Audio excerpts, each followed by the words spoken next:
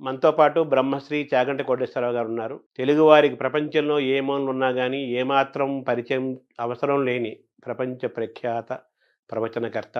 అటువంటి చాగంటి కోటేశ్వరరావు గారికి ఆంధ్రప్రదేశ్ ప్రభుత్వం ప్రతిష్టాత్మకమైన సలహాదారు అనే ఒక పదవిని తెలుగు భాషకు ఒక అలంకారంగా అందజేశారు. కేవలం చాగంటి కోటేశ్వరరావు గారికి ఇచ్చినదని మనం భావించకూడదు. తెలుగు జాతికి, సంస్కృతికి ప్రాతినిధ్యంగా వారి పేరును ఇచ్చినట్టుగా మనం భావిస్తూ వారితోటి ముచ్చటిద్దాము. అనేక విషయాలు తెలుసుకునే ప్రయత్నం చేద్దాం. నమస్కారం. అయ్యా నమస్కారం అండి. ముందుగా మీకు అభినందనలు. ఈ యొక్క క్యాబినెట్ హోదా స్థాయి, మంత్రి హోదా స్థాయి యొక్క ఈ పదవి మీకు రావటం, తద్వారా ముఖ్యంగా యువతకు ఈరోజు తరము, రేపటి తరం, భవిష్యత్ తరాల యువతకు మార్గదర్శనం చేసేటట్లుగా ఒక మంచి పదవి రావటం ఒక గొప్ప అవకాశంగా తెలుగువారందరూ భావిస్తున్నారు.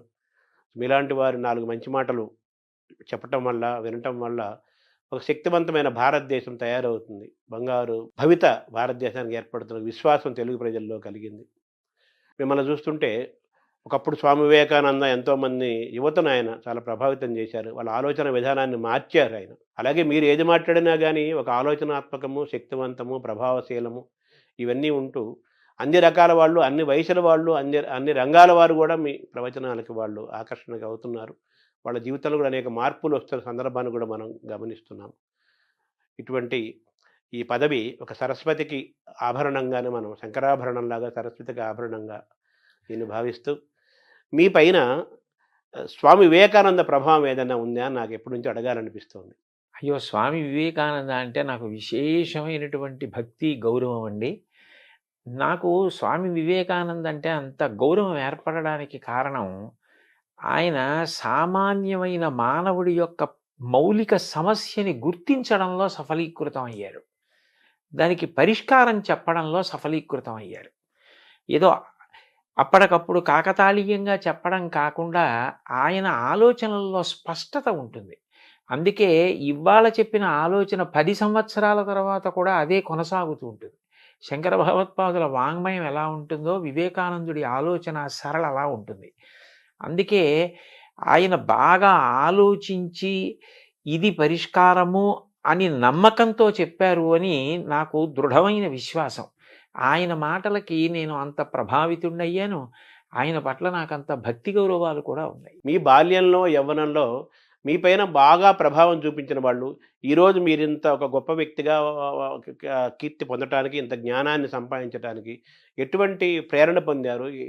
ఎవరెవరు, ఏ ఏ పుస్తకాలు ఏవి మిమ్మల్ని ప్రభావితం చేశాయి? నన్ను ప్రభావితం చేసిన వ్యక్తులు అని చెప్పవలసి వస్తే, మొట్టమొదటి వ్యక్తి మహానుభావులు, ప్రాతస్మరణీయులు శ్రీ శ్రీ శ్రీ చంద్రశేఖరేంద్ర సరస్వతి మహాస్వామి గారు.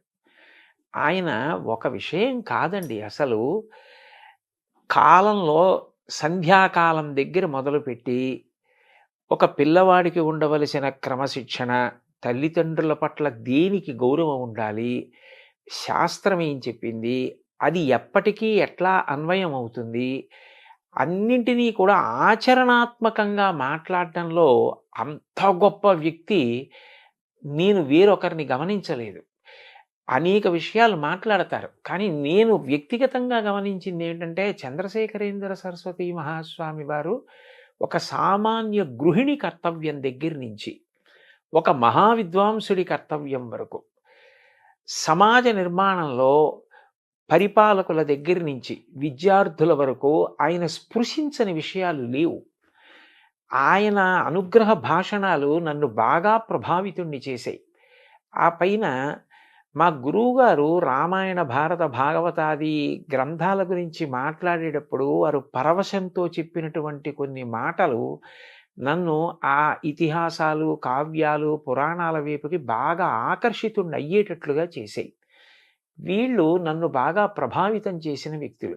ఇందులో ఒకరిని నేను చూడలేదు. ఆశ్చర్యం. నాకే ఎంత విచిత్రంగా ఉంటుందంటే, నేనెప్పుడూ మహాస్వామి వారిని చూడలేదు భౌతికంగా. అంటే పచ్చి అబద్ధం. నువ్వు అబద్ధం ఆడుతున్నావని నాకు అనిపిస్తుంది, కానీ సత్యం నేను దర్శనం చేయలేదండి అసలు.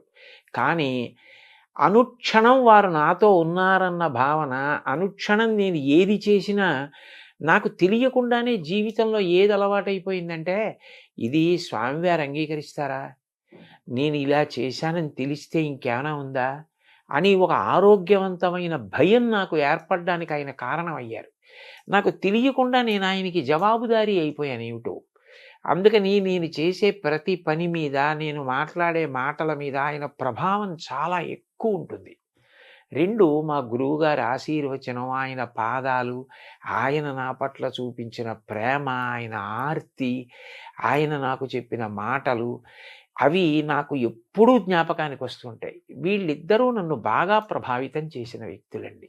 అంటే మీరు మామూలుగా మీ చిన్న వయసులో బాల్యంలోనూ, యవ్వనంలోనూ ఆ వయసులో మీకు చంద్రశేఖరేంద్ర స్వామి కనెక్ట్ అవ్వటం అనేది, మీ జీవితంలో ప్రవేశించడం అనేది ఒక ఆశ్చర్యము, ఆనందకరమైన అంశం కాదు. అది ఎలా జరిగింది?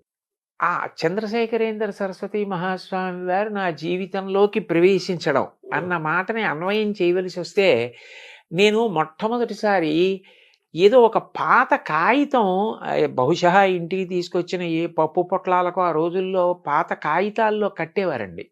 అటువంటి కాగితం మీద నేను ఆయన చేసినటువంటి ఒక అనుగ్రహ భాషణం ఉన్న కాగితం చదివాను. దాని మీద ఆయన బొమ్మ ఉంది. నాకు అది ఎంత ప్రభావితుణ్ణి చేసిందంటే నాకు చాలా ఆశ్చర్యం వేసింది. ఆయన భజగోవింద శ్లోకాల్లో ఒక శ్లోకం గురించి మాట్లాడింది అది. అది మొట్టమొదట నన్ను అసలు భజగోవిందం అంటే ఏమిటి, ఆ శ్లోకాలు ఏమిటి, అవి ఏమిటో వినాలి, అవి ఏమిటో చదవాలి అని అనురక్తి కలిగింది. అట్లా అనుకోకుండా నన్ను అటు తిప్పిన వ్యక్తి ఆయన. కానీ అప్పటికి ఆయన ఉన్నారు. కానీ నాకు చిన్నతనం. నేను ఆ 10వ తరగతి అవి చదువుతున్న రోజులు. ఆ రోజుల్లో కంచి వెడదాం, కామకోటి పీఠానికి ఎడదాం, పీఠాధిపతి దర్శనం చేద్దాం, అటువంటి ఆలోచనలు వచ్చే అవకాశం కాదు. అలా ఇంట్లో మాట్లాడే అవకాశాలు అవి ఉండేవి కావు. అందుకని నేను దర్శనం చేయడానికి అవకాశం లేదు, కానీ చాలా ఆశ్చర్యకరంగా నేను అట్లా ప్రభావితున్నై క్రమక్రమంగా ఆయన పట్ల ఆకర్షితున్నయ్యానండి. మీ మాటల్లో తప్పనిసరిగా వచ్చే పేర్లు, 2 పేర్లు ప్రధానంగా ఉంటాయి. ఒకటి ఆదిశంకరాచార్యులు, 2 చంద్రశేఖరేంద్ర సరస్వతి స్వామి. వారు ఆధ్యాత్మిక మార్గంలో ప్రయాణం చేశారు. వాళ్ళు బ్రహ్మచారులుగా చేశారు. సాక్షాత్ పీఠాధిపతి అయ్యారు. స్వామి వివేకానంద పీఠాధిపతి కాకపోయినా అటువంటి జ్ఞాన పీఠాధిపతి అవునండి. స్వామి వివేకానంద. అటువంటి ప్రయాణం వారిది. మరి మీరు మామూలుగా గృహస్థాశ్రమంకి వచ్చారు, చదువుకున్నారు, ఉద్యోగం చేశారు. మీకు ఎప్పుడు అటువంటి వైరాగ్య భావన కలగలేదా? కలగకపోవడానికి కారణం ఏమిటంటే, స్వామివారు అనేక అనుగ్రహ భాషణాల్లో కర్తవ్యం గురించి మాట్లాడేవారు. ధర్మము, కర్తవ్యము ఈ 2 కూడా అభేదం. నువ్వు ఏది చెయ్యాలో అది చెయ్యడమే ధర్మం, అదే కర్తవ్యం. అది ఆశ్రమం మీద ఆధారపడుతుంది. బ్రహ్మచారి తన ఆశ్రమాన్ని బట్టి కర్తవ్యం చేయాలి. గృహస్థాశ్రమ కర్తవ్యం చేయాలి. వానప్రస్థు ఆశ్రమ కర్తవ్యం చేయాలి. ఎవరి కర్తవ్యాన్ని వారు నిర్వర్తిస్తే ఆ ఆశ్రమం వారి ఉద్ధరణకి హేతు అవుతుంది తప్ప, ఖచ్చితంగా ఈ ఆశ్రమం కన్నా ఈ ఆశ్రమంలో ఉంటేనే తరిస్తారని భావించనవసరం లేదు. గృహస్థుగా ఉండి నీ కర్తవ్యాన్ని నువ్వు నిర్వహించడం అన్నది నీకు శ్రేయోదాయకం అని వారు చెప్పిన మాటలు నన్ను బాగా ప్రభావితం చేసిన కారణం చేత ఒక గృహస్థుగా జీవితం గడపడం నాకేమీ బాధ కలగడం కానీ, ఇది నాకు బరువైపోయింది, ఇది లేకపోతే బాగుండేది అన్న విపరీత వైరాగ్యం కానీ నాకు ఎప్పుడూ కల్పించలేదండి. నేను ఏది చెయ్యాలో అది చేస్తున్నానా. ఆయన తరచుగా ఒక మాట చెప్తుండేవారు, పూజ. వివేకానందుడు చెప్పింది కూడా అది. పూజ అన్నది కేవలం 4 గోడలకి ఒక కాలానికి పరిమితం కాకూడదు. పూజ అంటే ఈశ్వరుణ్ణి గౌరవించుట. ఈశ్వరుని గౌరవించుట అంటే ఆయన చెప్పినట్లు బ్రతుకుట. క్రమక్రమంగా పూజ ఉదయం మొదలైంది విస్తరిస్తే, నేను ఇవాళ ఎన్నిసార్లు ఆయన చెప్పినట్లు బ్రతికాను. ఆయన చెప్పినట్లు బ్రతకడానికి అవసరమైతే నాకు ప్రలోభ పెట్టగలిగిన విషయాల్ని కూడా నేను పరిత్యజించగలిగాను. ఆయన సంతోషించాలని వదిలిపెట్టేశా. అది ధర్మచట్టంలో ఇమడదంటే అనగలిగితే అది పెద్ద పూజ. అది అలా పూజ విస్తరించాలి. అప్పుడు విశ్వమునందే విశ్వనాథుణ్ణి చూడాలి, లోకమునందు లోకేశ్వరుణ్ణి చూడాలి. వదిలిపెట్టి పారిపోయి ఎక్కడ చూస్తాం? కాబట్టి గృహస్థాశ్రమంలో ఉండి కార్యం నిర్వహించడానికి నాకు ఏ విధమైన ఇబ్బంది కలగకపోవడానికి కారణం ఆయన ప్రబోధమే. అంటే మనం స్వధర్మాన్ని పాటించటము, మనం ఎంచుకున్న రంగంలో దాని యొక్క లోతులు, ఎత్తులు చూడటము, అంతే అందులో త్రికరణ శుద్ధితో దాన్ని సాధించటము అంతేనండి. అనేది ఒక కర్తవ్య బోధం మీకు వాళ్ళ ద్వారా జరిగింది. అంతే అంతే ఈ క్రమంలో మీకు భగవద్గీత శ్రీకృష్ణుడు ప్రవేశించలేదా? అని ఆ మహాస్వామి వారి ప్రవచనాల్లో అనేక పర్యాయాలు భగవద్గీత గురించి ప్రస్తావన ఉంటుంది.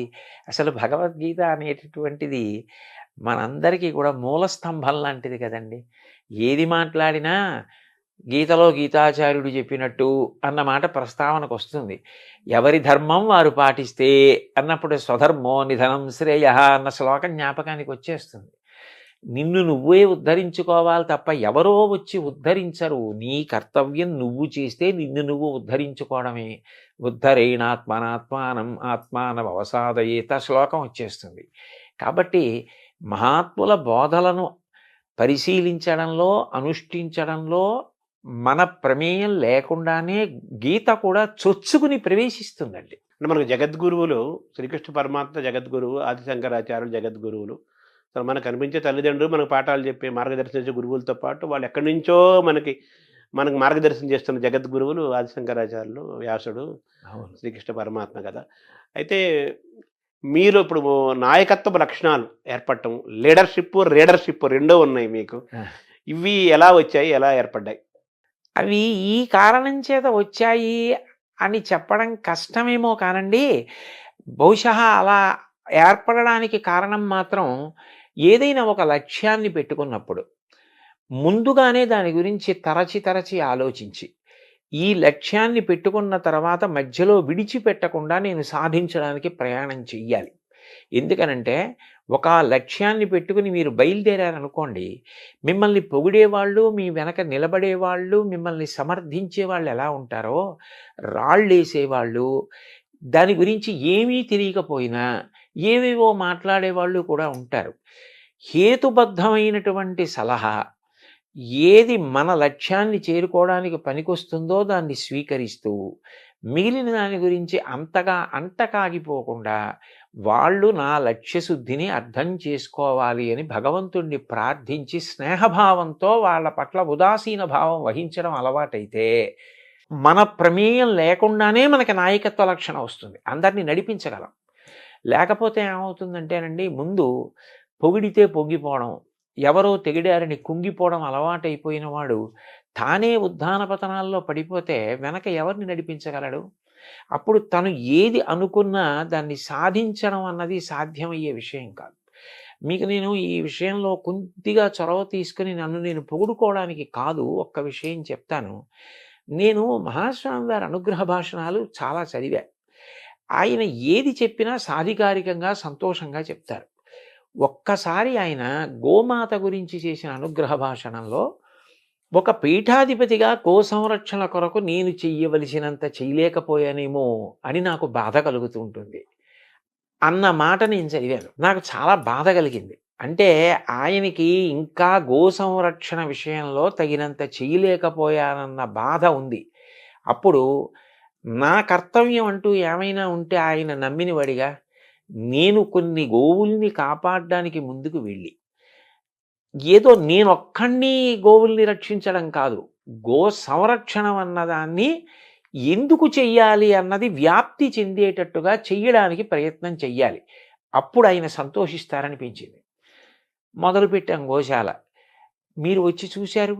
అది ఇవాళ అంత గొప్పగా నడుస్తూ ప్రతిరోజు 2 పూటల 60-70 మంది కార్యకర్తలు వచ్చి స్వచ్ఛందంగా పనిచేసి అంత సంతోషంగా అక్కడ కార్యం జరుగుతోంది అంటే ముందు నమ్మకం ఉండాలి. మొదలుపెట్టిన తర్వాత ఎన్నో విమర్శలు వచ్చాయి. వెనక్కి లాగేవాళ్ళు వచ్చారు, ముందుకు తోసేవాళ్ళు వచ్చారు. ముందుకు తోస్తే పడిపోకుండా, వెనక్కి లాగితే తూలిపోకుండా నిభాయించుకుని పెద్దాయన చెప్పిన మాట మనకుందన్న నమ్మకంతో వెళ్ళిపోవడంలోనే లక్ష్యశుద్ధి. అక్కడ నాయకత్వం తయారవుతుందండి. ఇది మీలో ఇంత ఒక దృఢమైన అచంచలమైన ఒక పట్టుదల, ఆ స్వభావము, దేనికి వంగకుండా పొంగకుండా ఉండే లక్షణాలు, ఇవన్నీ కూడా మీకు ఆదిశంకరాచార్యులు, జగద్గురు చంద్రశేఖరేంద్ర సరస్వతి స్వామి వారు, వివేకానంద వీళ్ళ యొక్క స్ఫూర్తి మీ పైన ఉందని అనుకోవాలి, వాళ్ళ వాక్కుల యొక్క ప్రభావం. ఖచ్చితంగానండి. ఎందుకంటే వివేకానందుడు ఎన్ని కష్టాల్లో పడ్డారండి. శంకరాచార్యులు వారు ఎన్ని కష్టాలు పడ్డారు. ఆయన్ని శారీరకంగా కూడా అంతం చేసేద్దామని ప్రయత్నం చేశారు. ఎవరి మీద ఆయన శత్రుభావన పెట్టుకోవాలి. అందరితో మాట్లాడారు. అందరినీ మిత్రుల్ని చేసుకున్నారు. చిట్ట చివరికి 32 ఏళ్ళు పూర్తయ్యేటప్పటికీ అందరూ ఆయన మార్గంతో ప్రేమతో కలిసి నడిచారు.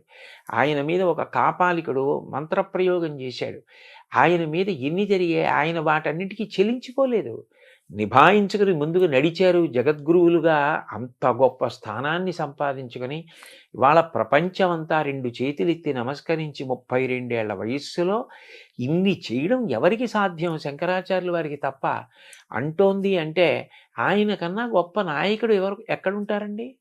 చంద్రశేఖరేంద్ర సరస్వతి మహాస్వామి వారి జీవితంలో 90 పడి దాటిపోయిన తర్వాత కూడా ఆశ్రమధర్మం విడిచిపెట్టకుండా తోపుడు బండి పట్టుకుని సత్యదండాన్ని పట్టుకుని కాలినడకన వెళ్ళారు అంటే నిజంగా ఎంత స్ఫూర్తిదాయకమైన జీవితాలండి అవన్నీ.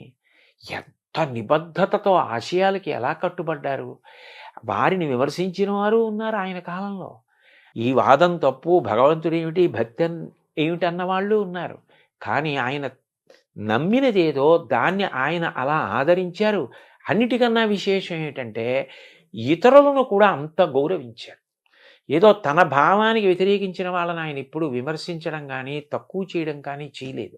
నాకు మహాస్వామి వారిలో చాలా నచ్చే విషయం ఏమిటంటే ఒకసారి నాస్తికుల గురించి ఆయన మాట్లాడి ఆయన అన్నారు, భగవంతుడు ఉన్నాడు అని నమ్ముతున్నానని చెప్పి పాపం చేసేవాడి కన్నా లేడు అని చెప్పి లేడన్న భావనతో బతికేవాడు ఒక మెట్టు పైనున్నవాడే కదా. ఎంత గొప్ప స్పష్టత అండి. మనకంటే వాడు ఎక్కువ ఆలోచించాడని స్పష్టతే కదా. ఆయన సిద్ధాంతానికి కట్టుబడ్డాడు. ఆయన నీ సిద్ధాంతానికి నువ్వు ఎక్కడ కట్టుబడ్డావు? ఉన్నాడు అంటున్నావు. ఉన్నాడు అని అంటున్నప్పుడు ఉన్నాడన్నవాడి పట్ల భక్తి భయాలతో నువ్వు అట్లాగే గౌరవంగా బ్రతకాలి. మరి నువ్వు పాపం వైపు అందుకు అనురక్తుడు అవుతున్నావు. అలా అవ్వకూడదు కదా అని ఇటువైపున ప్రబోధము చేస్తూ అటువైపు ఒక సిద్ధాంతానికి నమ్మితే కట్టుబడ్డం అన్నది ఏదైనా కూడా అది వాళ్ళ గొప్పతనము అని చెప్పి పొగుడుతూ మాట్లాడడం నిజంగా ఆయన సామరస్యానికి, ఆయన మంచితనానికి, అవగాహనకి ఎంత మంచి ఉదాహరణ అండి. ఇప్పుడు మీరు చంద్రశేఖర సరస్వామి చెప్పారు. ఆదిశంకరాచార్యులు కూడా ఆ చేత సీతాచలము కాలినడక నడిచి అనేక పీఠాలు స్థాపించి ఎంతో జ్ఞానాన్ని మనకు పంచి ఒక 1,00,000 మంది కలిసి కొన్ని వేల సంవత్సరాలు చేయని పని ఒక్కడు చేశారు కదా. అవునండి. ఆయన ప్రభావం చంద్రశేఖర సరస్వతి స్వామి మీద తప్పనిసరిగా ఉంటుంది కదా. ఖచ్చితంగా వారందరి ప్రభావం మీ పైన ఉంది. అవునండి. అంతే కదా. తర్వాత మామూలుగా ఇప్పుడు వ్యక్తిత్వ వికాసం అని, పర్సనాలిటీ డెవలప్మెంట్ అనే మాటలు మనం సహజంగా వింటున్నాం. మన భారతదేశంలో మనకి చాలా జ్ఞానాన్ని ఇచ్చి వెళ్ళారు. ఇది యోగ భూమి, జ్ఞాన భూమి అంటారు కదా. అయినప్పటికీ ఇంకా మనం వికాసం చెందలేదు. ఇంకా పిల్లలకి, యువతకి వ్యక్తిత్వ వికాసం జరగాలి అనే ఒక ఆలోచనలో ఉంటున్నాం కదా. దీన్ని ఎలా చూస్తున్నారు? అంటే నేను అనేది ఏమిటంటేనండి, కాలంలో అనేక మార్పులు వచ్చాయి. నేను చదువుకునే రోజుల్లో దృష్టిని అన్య విషయాల వైపుకి లాగేసే విషయాలు చాలా తక్కువ. కాబట్టి చదువుకోవడం మీద, క్రమశిక్షణగా ఉండడం మీద అవకాశాలు ఎక్కువ ఉండేవి. ఇప్పుడు రాను ఏమైపోయిందంటే ఇది అందవచ్చా, ఇది అందకూడదా అన్నదానితో సంబంధం లేకుండా అందరికీ అన్నీ అందుబాటులో ఉన్నాయి. అప్పుడు దానికి విరుగుడు ఒకటే ఉంటుంది, స్వీయ నియంత్రణ. ఎవరికి వారే ఇది నాకు ఇప్పుడు అనవసరం, నేను దాని జోలికి వెళ్ళకూడదు. అది నాకు అందుబాటులో ఉండొచ్చు, అది వేరు విషయం. అది అందుబాటులో ఉందని దాని జోలికి నేను వెళ్ళకూడదు అని నియంత్రించుకుంటే తప్ప విద్యార్థి తాను చేయవలసిన పని తాను చేసి కుటుంబాన్ని రేపొద్దున్న ఆదుకోవాలి, పెద్దవాడై దేశ గౌరవాన్ని నిలబెట్టాలి. స్వీయ నియంత్రణ పిల్లవాడికి బాగా అర్థం అవ్వాలి అంటే పాఠ్యాంశాలతో పాటుగా దాని అవసరం. అట్లా ఎవరెవరు నియంత్రించుకుంటే మహాపురుషులు కాగలిగారు, ఎక్కడ వాళ్ళు జారిపోలేదు అన్న విషయాన్ని చెప్పడం మన కర్తవ్యం అండి. అది మనం చెప్పగలిగితే వాళ్ళు ప్రతిదాన్ని పనికొచ్చేటట్టుగా ఉపయోగించుకుంటారు.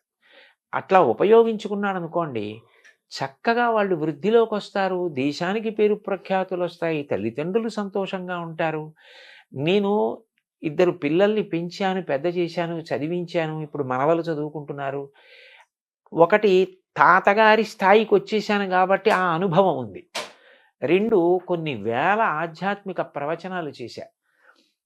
పిల్లలకి చెప్పడం అన్నది నాకు ఎందుకు ఇష్టం అంటే, పిల్లలలో తప్పు ఒప్పుకునే లక్షణం ఉంటుందండి. ఎందరో పిల్లలు ఒక విషయం గురించి మాట్లాడిన తర్వాత వచ్చి, మేము ఈ తప్పు చేశామండి, ఇప్పుడు మీరు చెప్పిన తర్వాత మాకు అర్థమైంది, ఇంకా మేము ఈ తప్పు చేయదలుచుకోవట్లేదు, మేము మారాలనుకుంటున్నాం, మేము నిబద్ధతతో నిలబడాలనుకుంటున్నాం అని మారిన వాళ్ళు, మారి వాళ్ళ లక్ష్యాలు సాధించిన వాళ్ళు అనేక మంది నా దగ్గరికి వచ్చి నేను అడగకపోయినా చెప్పిన వాళ్ళు ఉన్నారు.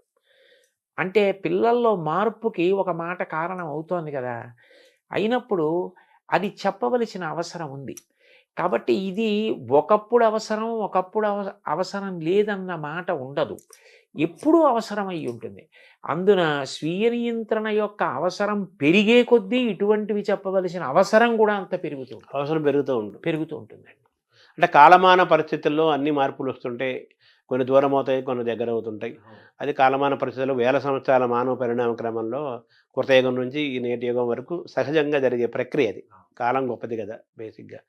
అయితే ఇప్పుడున్న వాతావరణంలో, ఇప్పుడున్న ఈ టెక్నాలజీ, మొబైల్ ఫోన్లు, ఇంటర్నెట్లు, సినిమాలు మీరు అన్నట్టుగానే మనల్ని ఆకర్షించే అంశాలు చాలా ఉన్నాయి యూత్‌ని, పిల్లల్ని. ఇప్పుడు పిల్లల్ని దారిలో తీసుకురావటం, వాళ్ళు ఎంచుకున్న విద్యలో వారు రాణించడంతో పాటు మంచి ఉద్యోగం తెచ్చుకొని ఎదగటంతో పాటు సమాజం పట్ల, దేశం పట్ల ఒక బాధ్యతగా ఉండటం, తయారవ్వటం, భారతీయుడికి ఉండాల్సిన లక్షణాలన్నీ ఉంచుకుంటూ పొదిగిపుచ్చుకొని తయారవ్వటం అనేది ఈ యొక్క సవాల్ లాంటిది కదా మీలాంటి వాళ్ళకి చెప్పటం కోసం అంటున్నాను సార్. సవాల్ అవ్వదా అది ప్రస్తుత వాతావరణంలో? ఎట్టి పరిస్థితుల్లోనూ అవదండి. ఎందుకనంటే అక్కడ ఒకే ఒక్క విషయం ఏమిటంటే, నేను ఎప్పుడైనా పిల్లలకి చెప్పడానికి వెడితే నన్ను నేను వాళ్ళ మేనమామగా ఊహించుకుని వెడతాను. ఒక మేనమామకి ఉంటుంది సహజమైనటువంటి ప్రేమ. అయ్యో వీడు నా అక్క కొడుకు, వీడు నా చెల్లెలి కొడుకు, వీడు బాగుపడాలి, కాబట్టి వీడికి అనునయంగా చెప్దాం, వీడికి 4 మంచి మాటలు చెప్దాం, ఇవాళ చెప్దాం, రేపు చెప్దాం, ఎల్లుండి చెప్దాం, వీడి తలకెక్కుతాయి. ఇప్పుడు వీడి తప్పు చేయకపోయినా రేపట్లాంటి తప్పు చెయ్యకుండా వీడిని నిగ్రహిస్తాయి. కాబట్టి నేను కనపడ్డప్పుడల్లా వీడికో 4 మంచి మాటలు చెప్తూ ఉండాలి అని ఎవరికి ఉంటుంది? మేనమామల ముద్దు మీలైన ముద్దు అని లోకంలో సామెత. మేనమామకి అది సహజమైన ప్రేమ. అది ఆ ప్రేమ ఏం చేస్తుందంటే చెప్పేటప్పుడు బరువు తెలియనివ్వదు. వాడు వృద్ధిలోకి రావాలన్న ప్రేమ, చెప్పాలన్న తృష్ణ పెంచుతుంది. నన్ను నేను మేనమామగా భావించుకోవడంలో, ఇన్నిసార్లు నేను పిల్లలకి చెప్పడంలో అంత సంతోషం కలిగిందండి. అందుకే ఇప్పుడు కూడా నేను యథార్థానికి నాకు ప్రభుత్వం వారిచ్చింది ఏ స్థాయి అయినా, నేను మనసులో భావన చేసేది మాత్రం ఏ పిల్లలకి చెప్పినా మేనమామగా భావన చేసుకుని వెళ్ళి చెప్తాను. ఢిల్లీకి ప్రభు అయినా తల్లికి కొడుకే అన్నట్టుగా మీరు ఎక్కడున్నా వాళ్ళకి మేనమామ, వాళ్ళు మీ మేనకోడళ్ళు, మేనల్లుళ్ళు. ఆ భావనతోనే చెప్తానండి. అంటే తల్లితో సమానం కదా మేనమామ అంటే. అంతే. అయితే మీరు వివేకానంద గురించి మాట్లాడుకున్నాం, మనం తప్పనిసరిగా మాట్లాడుకోవాలి యువతానుగానే. ఆయన మెంటల్ ఫిట్నెస్, ఫిజికల్ ఫిట్నెస్, శారీరకంగాను మానసికంగాను మనం దృఢంగా ఉండాలి అంటారు కదా. మీరు మీ ప్రయాణంలో, మీ బాల్యం నుంచి యవ్వనం నుంచి మీ ప్రయాణంలో మానసికమైన ప్రయాణం కోసం మీరు పుస్తకాలు చదివారు, జ్ఞానాన్ని ఆశ్రయించారు, గురువుల్ని ఆశ్రయించారు. శారీరకమైన దృఢత్వానికి మీరు ఏం చేశారు? మాకు చిన్నతనంలో ఆటలు ఆడుకోవడానికి చాలా విశేషమైన అవకాశం ఉండేదండి. పాఠశాలలో చూస్తే చాలా పెద్ద క్రీడా ప్రాంగణం. నాకు బాగా జ్ఞాపకం, మా చిన్నతనంలో మాకు తెలుగు పాఠం చెప్పేవారు. ఆయన తరచుగా ఓ మాట అనేవారు, ఒరేయ్ ఆట ఆడుకునేటప్పుడు ఇక్కడ నిలబడి అవుట్ నాట్ అవుట్ అని అరిస్తే అంత దూరం వినపడాలరా, అలా అరిచి మాట్లాడితే రేపు పొద్దున్న సభలో 2 గంటలు మాట్లాడినా మధ్యలో మంచినీళ్ళు తాగవరా అనేవారు. ఆయన ఎందుకు అనేవారు, ఆయన ఏది దృష్టిలో పెట్టుకున్నారో, ఏ భవిష్యత్తు దర్శనం చేశారో నాకు తెలియదు కానండి, అట్లా హాయిగా ఆడుకునేవాళ్ళం, అంత సంతోషంగా ఆడుకునేవాళ్ళం. ఆ ఆటలు మాకు ప్రత్యేకంగా వ్యాయామము అన్న అవసరం లేకుండానే ఎంతో సంతోషంగా శరీరానికి ఒక రకమైన ఆ బలాన్ని ఇవ్వడంలో చక్కగా 4 చోట్లకి ప్రయాణం చేయడానికి, ఓ 2 గంటలు కూర్చుని మాట్లాడడానికి ఇబ్బంది లేని పరిస్థితిని కల్పించాయి. అయితే వయస్సుతో పాటు కాలక్రమంలో శరీరం శిథిలం అవుతుందనుకోండి. ఇప్పుడు నాకు కొద్దిగా మోకాళ్ళ నొప్పులొచ్చాయి. అవి కాలంలో రావలసిందే. అదో ఆభరణం కాలంలో రాకపోతే ఆశ్చర్యం గానీ, వస్తే ఆశ్చర్యం లేదు. అవును. కళ్ళజోడొచ్చింది. కానీ ఇంతకాలం నుంచి శరీరం సహకరించింది అంటే దానికి మేము ఆడుకున్న ఆటలు ప్రధానమైన కారణం. పిల్లలకి శరీర నిర్మాణంలో క్రీడలనేటటువంటివి ఎంతో ప్రాముఖ్యత వహిస్తాయండి. వాళ్ళకి అంతకన్నా సంతోషం ఇంకోటి ఉండదు. అంటే పిల్లలను, యువతని తీర్చిదిద్దే ఒక బృహత్తరమైన బాధ్యత మీరు తీసుకున్నారు. ప్రభుత్వం గూడా మీకు చాలా గౌరవంగా, ఎంతో ప్రేమగా, వినయంగా మీకది అప్పజెప్పింది. అయితే మీరు చదువుకున్న కాలానికి కాలం మారుతోంది. విద్యా విధానం గూడా అంత అనుకూలంగా కనిపించట్లేదు కదా! ఈ ఆటల పట్ల ఎంతసేపటి చదువు, చదువు, చదువు లేదా ఎంసెట్టు లేదా సాఫ్ట్‌వేరు ఈ మాటలే వినిపిస్తున్నాయి తప్పితే చదువు, జ్ఞానము, సంగీతము, కళలు, ఈ ఆల్ రౌండ్ డెవలప్‌మెంటు, పరిపూర్ణ వ్యక్తిత్వ నిర్మాణము ఇవన్నీ కూడా దూరమవుతూ మీరంటే ఆటలు దూరమైనయి. చాలా దూరమవుతున్నాయి గదా! సో, యువత బాగా తయారవ్వాలి, బాల్యంలో మంచి ఒక పరిణామం ఏర్పడాలి అంటే ఆటలు చాలా ముఖ్యమైన కళలు ముఖ్యం గదా! ఈ వాతావరణం ముఖ్యమవుతున్న కాలంలో మీరు ప్రభుత్వానికి గానీ, విద్యాశాఖలకు గానీ మీరేమన్నా సూచిస్తారా? దాన్ని ఎలా తీసుకెళ్తారు? నేను పిల్లలకైనా, ప్రభుత్వానికైనా, ఉపాధ్యాయులకైనా, పాఠశాలల యొక్క యాజమాన్యానికైనా చెప్పాలి అనుకునే విషయం ఒక్కటేనండి.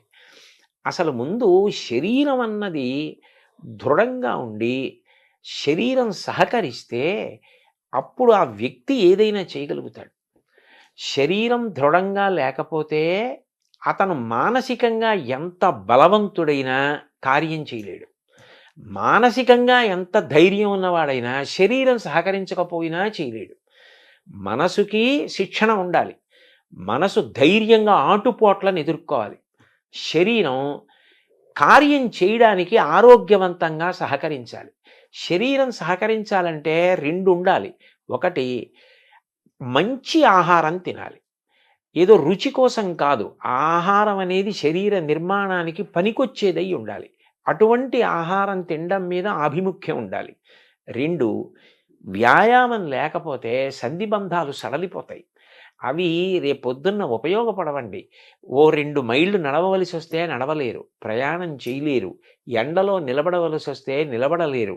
అట్లా ఉండకూడదు. శరీరం రాటు, పోటు తట్టుకుని సహకరించేదై ఉండాలి. అట్లా లేకపోతే వాడు ఎంత చదువుకోనివ్వండి. వాడు చాలా పెద్ద ఇంజినీర్ అయ్యాడండి.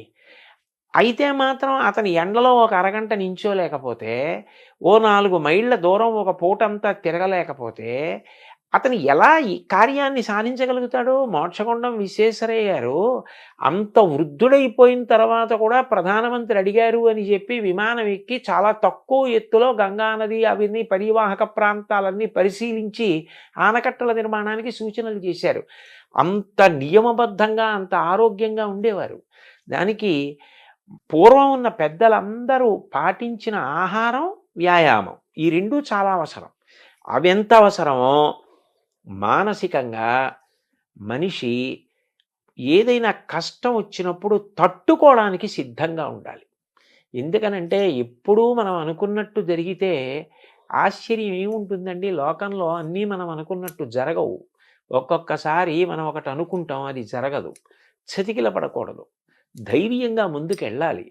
దానికి పిల్లలకి మానసికంగా ఉత్సాహం కల్పించాలి. శారీరకంగా దృఢత్వం పొందడానికి ఆ అవకాశం కూడా కల్పించాలి. అంటే ప్రస్తుత విద్యా విధానంలో ఇంకొన్ని కాలేజీలు, కొన్ని స్కూల్స్‌లో ఏసీ బస్సులు, ఏసీ రూములు అంతా ఏసీమయమై సుఖమయమైపోయిన ఏదో స్టార్ హోటల్స్ లాగా ఉన్న వాతావరణంలో మీరన్నట్టుగా ఎండకు ఎండి, వానకు తడిసి, గాలికి తిరిగి ఆ ప్రకృతికి ఫేస్ చేసి అన్నిటిని తట్టుకోగలిగే మానసికంగా, శారీరకంగా తట్టుకునే శక్తి ఒకప్పుడు ఉండేది. అవునండి. దానికి దూరం అవుతున్నారు గదా! అవును. సో, మీరొక బాధ్యత గల ఒక క్యాబినెట్ మంత్రి హోదాలో మీరు వస్తున్నారు గాబట్టి, ప్రభుత్వాలకి అట్‌లీస్ట్ మన ఆంధ్రప్రదేశ్ ప్రభుత్వానికైనా గానీ, ఇవన్నీ అవసరం చాలా ఉంది గాబట్టి, మళ్ళీ ఒకప్పుడు వాతావరణానికి దగ్గర చేయాల్సిన అవసరం గూడా ఉందనిపిస్తుంది గదా! మీరు చెప్పిన అవునండి. మాటలను బట్టి. అవునవును. అవును. సో, ఇవి గూడా మీరు తెలియజేసే అవకాశం ఉందా? అయ్యో! తప్పకుండా. వారు నన్ను అంత ప్రేమగా మీరు మాకు సూచనలు చెయ్యండి అని అడిగినప్పుడు, ఇవి అవసరమో అని ఏది నేను నమ్మానో అది చెప్పడంలో తడబాటే ఉండదండి. తప్పకుండా చెప్తాను. అంటే తర్వాత మీకిచ్చినది గూడా మీకు ఎంతో మీకు బాగా గో సంరక్షణ ఇష్టమైన అంశం. యువత అంటే మీకు చాలా ఇష్టము. మీకు చాలా ఎంతో ఇష్టమైంది అంశమే మీకొచ్చింది అనుకోకుండా. అవునండి. అవును. ఇది మీ మనసుకి ఇష్టమైన అంశం. చెప్పాలనుకున్న అంశానికి దానికి ఒక అధికారికమైన ముద్ర పడింది అంతే. అవును. అవును. కదా! అవును. సో, అయితే మన ఈ పెంపకంలో యువతను బాల్యులను పిల్లల్ని తయారు చేసే క్రమంలో పెంపకం కూడా చాలా ఇంపార్టెంట్ కదా! అవును. అవును. అక్కడ కూడా ఇప్పుడు ఒకప్పుడు వాతావరణం లేదు కదా! లోపం జరుగుతోంది కదా! అవును. సో, దాన్ని మనం ఎలా అధిగమించాలి? అది తల్లిదండ్రులకి సహజంగా భగవంతుడిచ్చిన గొప్ప వరం ఏమిటంటే, పిల్లలలో అంతర్లీనంగా ఉన్నటువంటి నైపుణ్యాన్ని గుర్తించగలిగిన లక్షణం ఉంటుందండి. ఇప్పుడు సర్ ఆర్థర్ కాటన్ అంత గొప్ప ప్రాజెక్ట్ బ్యారేజ్ కట్టారు. దానివల్ల లక్షల ఎకరాల సాగు జరుగుతోంది. చిన్నతనంలో హోర్న వాన పడుతుంటే ఆయన అన్నగారితో కలిసి వీధిలో నడుస్తుంటే వర్షపు నీరు వస్తుంటే దాన్ని ఆయన పుల్ల ముక్క తీసుకుని చిన్న చిన్న కాలవలుగా కలిపి ఆ ప్రవాహాన్ని అంతటిని పెద్దది చేసి పల్లం వైపుగా నడిపించడం చూసి అన్నగారు వెళ్ళి తండ్రికి చెప్తే వీడికి నీటి ప్రవాహాన్ని నియంత్రించడం పల్లం వైపుకి నడిపించడం ఇష్టమని ఇరిగేషన్ వైపుకి చదివించారు. ఎంత ఉపయుక్తపడ్డాడు మహానుభావుడు. ఆయన్ని కాటన్ అంటే ఎవరో విదేశీయుడిగా చూడరు. ఉభయ గోదావరి జిల్లాల్లో మీకు ఎన్ని విగ్రహాలు కనపడతాయో. ఆయనకి ఒకసారి తర్పణ ఇస్తుంటే ఋషి సమానంగా కాటనే విని ఆశ్చర్యపోయారు పడవలోంచి. అంత గౌరవిస్తారు. అంటే తల్లిదండ్రులు గుర్తించబట్టే కదా. రవీంద్రనాథ్ ఠాగూర్ గారిలో చిన్నప్పటి నుంచి కవిత్వం మీద ఆసక్తి ఉందని దేవేంద్రనాథ్ ఠాగూర్ గుర్తించి కవిత్వం వ్రాయడానికి అవకాశం కల్పించబట్టి కదా సాహిత్యంలో నోబెల్ ప్రైజ్ వచ్చింది. తల్లిదండ్రులు ఎంతసేపు వీడు ఇదే కావాలి అన్న ఆలోచన కాకుండా పిల్లల్లో అంతర్లీనంగా ఉన్న నైపుణ్యాన్ని గుర్తించగలిగితే ఓ చిట్టిబాబు గారు లాంటి వైణికుడు వస్తాడు, ఒక బాలమురళీకృష్ణ గారు లాంటి గానగంధర్వుడు వస్తాడు, ఓ ఘంటసాల వెంకటేశ్వరరావు గారు వస్తారు, అట్లాగే ఒక గొప్ప శిల్పి జక్కన లాంటి శిల్పి వస్తాడు. వాళ్ళకి అసలు అనేక విషయాలు పిల్లలకి చూపించి వాళ్ళ అనురక్తి దేని వైపు నిలబడుతోందో అటువైపు ప్రోత్సహిస్తే మళ్ళీ అన్ని రంగాల్లోనూ వృద్ధి ఉండాలి కదండి. ఇప్పుడు ఆంధ్రదేశం అంటే ఒకప్పుడు విశ్వనాథ సత్యనారాయణ గారు, గుర్రం జాషువా గారు, కొప్పరపు కవులు వాళ్ళందరూ రాసిన గ్రంథాలు, ఆ పద్యాలు, పుస్తకాలు ఎంత చెప్పుకుంటాం. అట్లాంటి కవులు రావాలి, గాయకులు రావాలి, వైణికులు రావాలి, సంగీత విద్వాంసులు రావాలి, రచయితలు రావాలి. చిన్న కథలు తెలుగుదేశానికి పెద్ద ఆస్తి. ఆంధ్రదేశానికి చిన్న కథ అంటే అంత గొప్పది. శ్రీపాద సుబ్రహ్మణ్య శాస్త్రి గారు చిన్న కథలు రాసేవాళ్ళు రావాలి. ఎవరిలో ఏ నైపుణ్యం ఉందో గుర్తించగలగడం తల్లిదండ్రులకే సాధ్యం. మొదట వాళ్ళకే తెలుస్తుంది. అంటే ఇప్పుడు ఆ వాతావరణం మారుతుంది, స్కూల్ వాతావరణం మారుతుంది, ఆటలు పోతున్నాయి, కళలు పోతున్నాయి, సంస్కృతి మిస్ అవుతున్నాం. అలాగే ఇంట్లో పెంపకంలో కూడా పిల్లల వైపు చూస్తూ తల్లిదండ్రులు వాళ్ళని గమనించటము, వాళ్ళ శ్రద్ధాశక్తులు, వాళ్ళకి ఏదో ఆసక్తి ఉంది, ఇందులో వీళ్ళు పైకి వస్తారనే ఆలోచనలు, ఇవన్నీ కూడా తగ్గిపోతున్న కాలంలో మనం ఉన్నాం కదా. సో మీ ఇదిలో మీరు చేయగలిగింది మీరు చేస్తారు. సహజంగా కూడా అటు ప్రభుత్వ విద్యా వ్యవస్థ, ఇటుపక్క పిల్లల పెంపకము, ఇంకో పక్క పిల్లలు, ఈ మూడిటి మధ్య ఒక అనుసంధానం బాగుంటుందండి. కలిస్తేనే చాలా బాగుంటుంది. అది ఎందుకనంటే ఈ రంగంలోకి వెడితే అతను అప్రయోజకుడైపోతాడు, అతను ఏమీ సాధించలేడు అన్న భావన పెట్టుకోక్కర్లేదు. సంగీతంలోకి వెళ్ళి కూడా ప్రపంచ ప్రఖ్యాతి పొందినటువంటి వాళ్ళు అనేక మంది ఉన్నారు. అందులో కూడా ఆర్థికంగా ఏమీ ఆర్జన ఉండదు అనుకోవడానికి కూడా వీల్లేదు. అందులోకి వెళ్ళి ఆర్థికంగా నిలదొక్కుని చక్కగా సంతోషంగా హాయిగా జీవనం గడిపిన వాళ్ళు ఉన్నారు. కాబట్టి ఇవాళ ఏ రంగానికి కూడా నిజంగా చెప్పాలంటేనండి, ఇందులోకి వెడితే ఆర్జన ఉండదన్న రంగం నాకు తెలిసి ఏవీ లేవు. మనిషి బాగా నిలదొక్కుని నైపుణ్యం సంపాదించాలి తప్ప ఒక వైణికుడిగా ఎంత స్థాయికైనా వెళ్ళచ్చు, ఒక గాయకుడిగా ఎంత స్థాయికైనా వెళ్ళచ్చు, ఒక విద్వాంసుడిగా, ఒక కవిగా, ఓ రచయితగా, ఒక వ్యాఖ్యాతగా ఎంత స్థానాన్నైనా పొందవచ్చు. అంటే మనం ఏ రంగాన్ని ఎంచుకున్నా, ఏ పని చేసినా అందులో హైట్స్ చూడాలి, ఎక్సెల్ అవ్వాలి అనే ఒక పట్టుదల ఆ మనిషిలో ఉండాలి. పిల్లల్ని అది వాళ్ళలో ఉందన్నప్పుడు తల్లిదండ్రులు ప్రోత్సహించడం కూడా అవసరం. చాలా ముఖ్యం, చాలా ముఖ్యం అండి. స్వామి వివేకానంద అన్నారు కదా, నాకు ఇల్లు ఊడ్చే ఉద్యోగం వస్తే ఎవరు ఊడ్చనంతగా ఇల్లు ఊడుస్తాను అన్నారు. అది అది అది కావాలండి. అంత బాగా పిల్లలు ఏది బాగా చేస్తున్నారో వాళ్ళ అనురక్తి ఎటువైపు ఉంది గుర్తించగలిగితే వాళ్ళు అందులో చాలా తేలిగ్గా అల్లుకుంటారు. భగవంతుడు అందరికీ అనేక రకాలైన ప్రజ్ఞ ఇస్తాడు. ఆ ప్రజ్ఞని చంపేయకుండా అది వృద్ధిలోకి వచ్చేటట్టు చేస్తే వాళ్ళు ఏ స్థాయికైనా వెడతారండి. అంటే ఎథిక్స్, వాల్యూస్ దీనికి అడ్వైజర్‌గా మీరు నియమించబడ్డారు. ఎథిక్స్, వాల్యూస్ పిల్లలకు బోధించడంతో పాటు తల్లిదండ్రులకు గూడా బోధించాల్సిన అవసరం ఉంది గదా! అదేమన్నా చేపడతారా? ముఖ్యం అక్కడి నుంచి స్టార్ట్ చేయాలంటున్నారసలు. తప్పకుండా అది పిల్లలకి చెప్పేటప్పుడే ఇప్పుడు మీరడిగిన ప్రశ్నకి జవాబుగా నేను చెప్తున్నది ఏదుందో అది తల్లిదండ్రులందరికీ నేను చేస్తున్న ప్రార్థనే. పిల్లల విషయంలో వాళ్ళకి దేని మీద అనురక్తి ఉందో దాన్ని గమనించండి.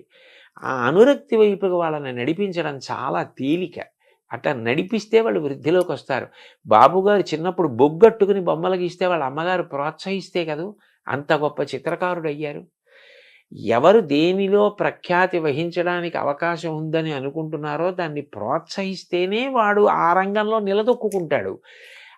అంతేగాని ఎంతసేపు నువ్వు ఇదే కావాలి, ఇదే కావాలి, ఇదే కావాలని మోసపోసినట్టుగా కోరుకుంటే వివిధ రంగాలలో ప్రజ్ఞావంతులు ఎక్కడి నుంచి వస్తారండి?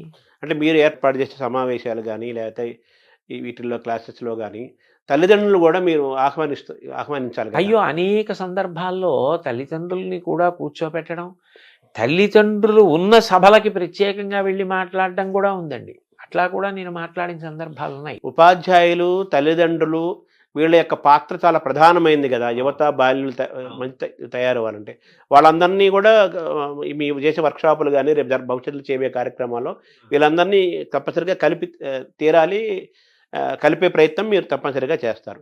అయితే ఇప్పుడు ఎథిక్స్, వాల్యూస్ అన్నారు.